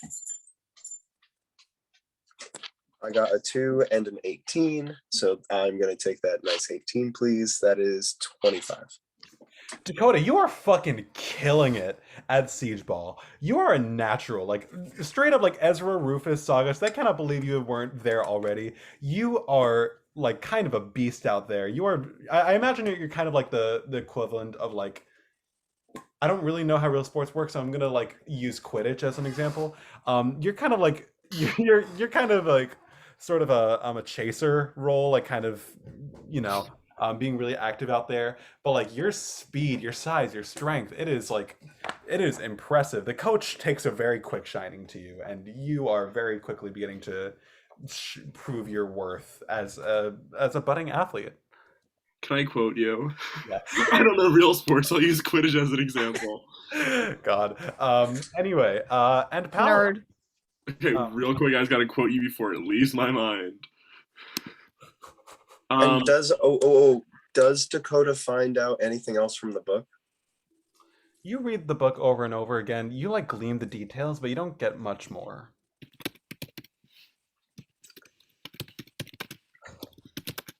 Sorry. Fine.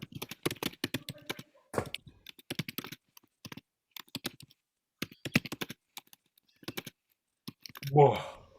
So like, are you looking for like quarterback or like center?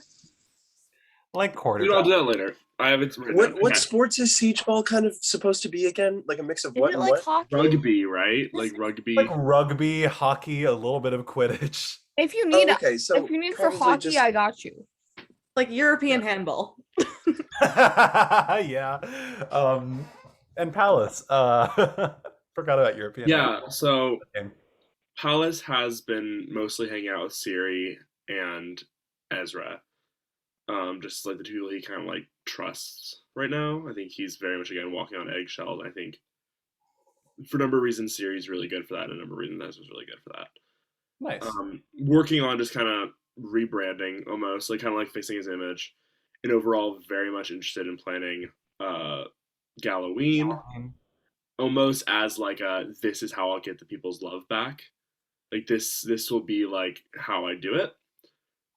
Overall, just kind of getting back in the swing of Pallas and trying to like climb up a little bit more. Okay. Definitely like cut some people in the bud. Definitely like spread some rumors about people just to knock them down a peg on the social ladder, like that sort of stuff. Make a deception check for me. Is this a no deception check or is this like a Just a check to see how efficient you are at the rumors. okay? That is a 14 plus 8. Yeah. 22. You get some tea. You start to dig up some real shit about other people and like. Oh yeah, and all the rumors are true. Like it's You as said by dig up some Lizzo. shit and begin to like really strike down. You managed to hit. I like to imagine you hit Dion pretty hard. Oh, Dion's easy. I didn't even have to read Dion's mind just for the gossip. But yeah, you start to kind of get things cooking, to sort of get attention off of you a little bit. Mm-hmm. Yeah, so we're gonna Use my burner account to just like bash people a little bit. We're gonna cut to Enix real quick. Enix, that afternoon after you talked to Bianca, you remember Ori is still in the hospital. Do you head over? Gotcha. You head over. You head back to where Ori's being held. Nurse recognizes you as Ori's friend. She lets you in. When you see Ori, it's been like a solid week, like since they've been admitted. They're looking significantly better. Their bandages have been removed, and you can see like they're like right eye has been like significantly scarred. But like that's starting to heal a little bit. You can tell that they're just doing a little bit better. And they're like pleasantly surprised to see you. When you walk in, when you walk in, they kind of look up. Enix, hey, what's up? Hi. Just wanted to check in, and kind of give you an update of where we are right now with everything, because you weren't there. So Yeah, yeah, the concussion's like way fading a little bit, so I should be out maybe in like yeah. 2 days. Um, yeah, is everything okay? Yes. Well, and then I tell them all the stuff except for the Bianca stuff. You tell them about what happened at the library? Yeah, I tell them everything that we found out except for the Bianca stuff. Okay, they kind of nod their head. I mean, that's interesting. It doesn't really seem like that's getting anywhere. I mean, storybook sounds interesting. I might want to get my hands on that. Yeah, that's good to know. I mean, I hope you're okay. Yeah, I don't know. I wish there was more I could do. I just feel a little bit helpless, to be honest. But I don't think you should. I mean, you're doing your best to get better, which takes a lot of energy. So, yeah, I want to be like all in once I'm better and like helping you guys. You know, I I don't know. And Roselle's doing all right. say that again. Roselle's doing all right. Yeah. She's been pretty swamped with homework lately, so haven't like seen her in a little bit, but from the last I heard, doing pretty good. Good. Yeah. Yeah, I worry about her a little bit sometimes with the stuff with her like cat and all that. Um, yeah, Yeah. I hope they figure that out at some point. But yeah, Definitely. sorry, I'm just very out of it. No, it's totally fine. Are you feeling okay? Yeah, just I just feel weird about everything that's been going on. How so? They kind of like lean back a little bit. I mean, I don't know, just like getting my memory messed up, and you guys are like actually risking your lives for this information. It's like, I don't know, it's just kind of scary.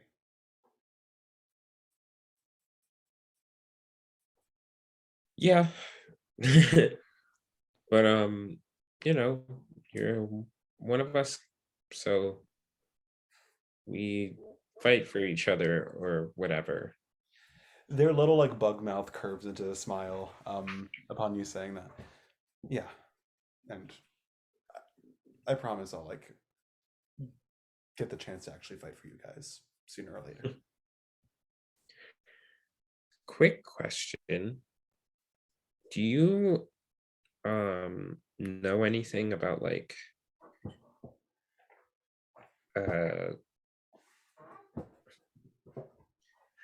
everyone's always talking about like the light and stuff, and so I wanted to know if you knew anything about like is there another part of the light that's not really like talked about? What do you mean? Well, I know you're part of the House of the Guiding Light, and I'm a part of the Church of Lathander, but I don't know. I feel like there's some overlap sometimes, and so I wanted to ask if you had heard anything about like there being like, I don't know, some other type of light or something that goes with the light. I think Someone had said something to me and I was thinking about it. I think the reason the Church of Lathander and the Order of the Guiding Light are different is because they interpret the light differently. You guys kind of see the light as like something in here, right? Something that sort of spreads within you and is, it makes you better and it makes you brighter and it illuminates you. Whereas the Order of the Guiding Light, the light is kind of an ideal. I guess that's the best way to sort of explain it. It's kind of like, how do I want to put this? The guiding light is not, I take it a little bit seriously, like a little bit literally sometimes, but at its core, the guiding light is not really physical. It's more of an idea. It's the idea that everyone has their own light that leads them to the thing that they need the most. And sometimes that light is the want to help other people. Sometimes that light is family or friends or love. But if you follow that light to its source, then that's where you'll find true wholeness. That's how we see it, at least. And there is a lot of overlap. I think that's kind of why they're talking about, like, having some more overlap in the church's efforts and whatnot. I heard about the Union of Light thing that's happening later. It should be nice, but Yeah. I think it's really up to interpretation. I don't have a whole lot to say about the Church of Lathander. I don't really have any bad things to say. Just different ideas.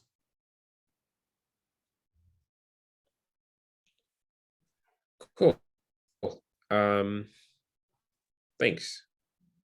Yeah, sorry. Well, get well soon. Will do. No, you did. No, that was perfect. It's fine. Yeah. Thanks for coming by. I really appreciate it. Of course. I'll see you later. Whenever. They kind of wave you off.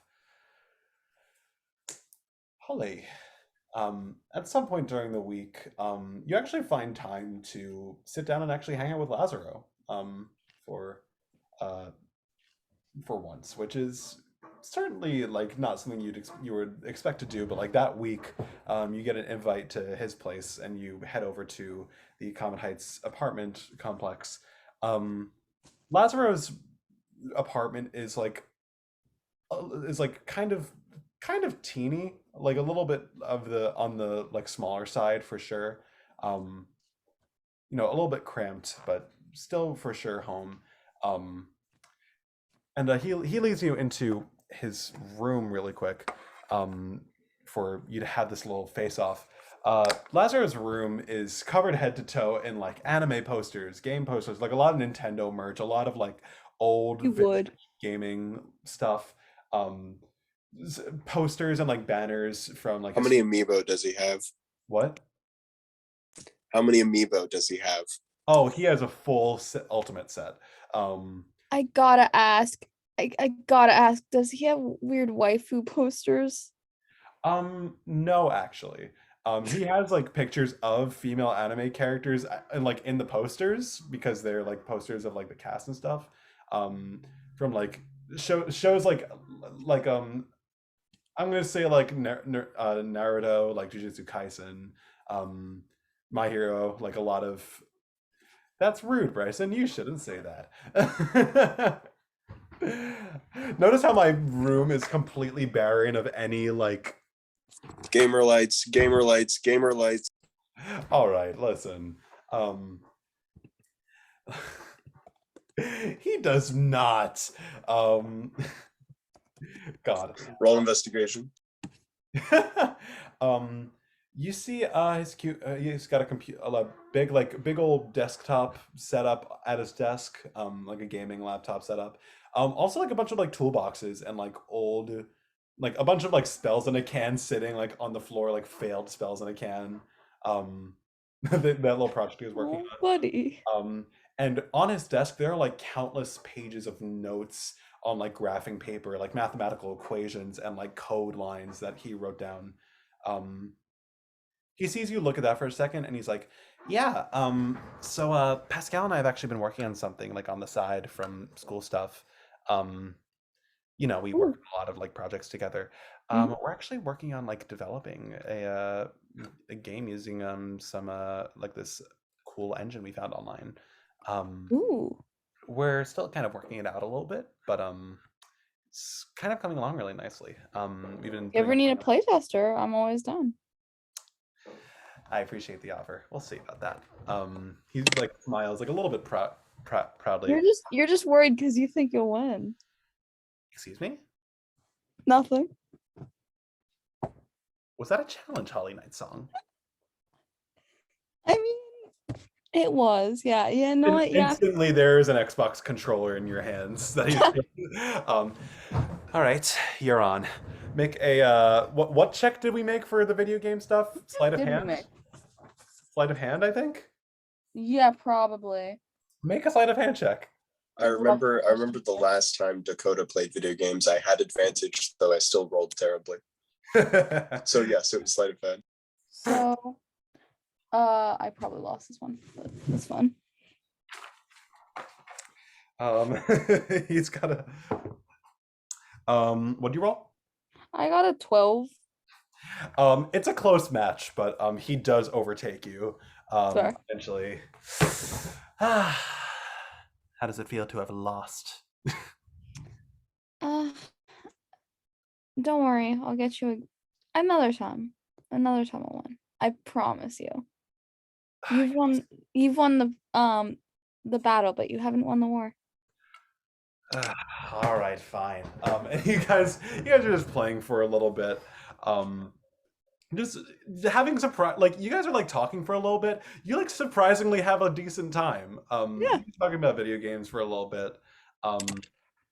You guys actually like bond a little bit for a change, which is that I a love surprise? that. That's up to you, but Not necessarily. nonetheless, it is good quality time. You're there for a couple of hours, just like hanging out with him. Eventually, he does have to see you off. Does but- he also see me murder anyone? No. He sees you off. He has his mom drive you back home. He drops you off. Thank you for coming over. It was actually really nice. I really enjoyed playing video games with you. Yeah, for I sure. Really did enjoy that. Yeah, and you know what? I'll let you know about the project, about Ooh. playtesting. I think I actually I think you'd be a good fit for it. Okay. Kind of like smiles to himself a little bit and then waves as he drives off. Yeah, so you head back to your house. You see your parents aren't home, but Noel is kind of just like listening. You see him pacing around the kitchen, like listening to like something on his soundtrack. Hey, Ms. something Rob. on his iPhone. Like you kind of hear him here like hey. Hey. Singing along to the Les Mis stuff like on his phone. Yeah, there's a letter for you on the table, by the way. Oh. Yeah, I haven't checked it. I didn't know you was some secret admirer or something. I mean, I don't think so. No, whatever. Just take the letter. He goes back to his music. I open the letter. You see a folded up piece of paper, a bright colored in crimson with white stars and stripes all across it, and the little calligraphy I written wonder who that's from. Holly J. Nightsong. Yes. Where do you open it, in the dining room or do you go to your room? I go to my room. You open the letter. And you see written in this very like stylized, like glittery pen, almost like magic ink. Uh-oh. Looks like Holly J. Nightsong's on the naughty list.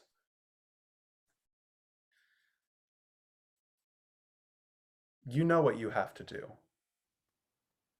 Don't make this any messier. SN. And that is where we're going to end things off for tonight. I thought that was from Pallas.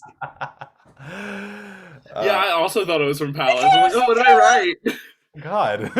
Fancy scrolly ink. That's so my brand.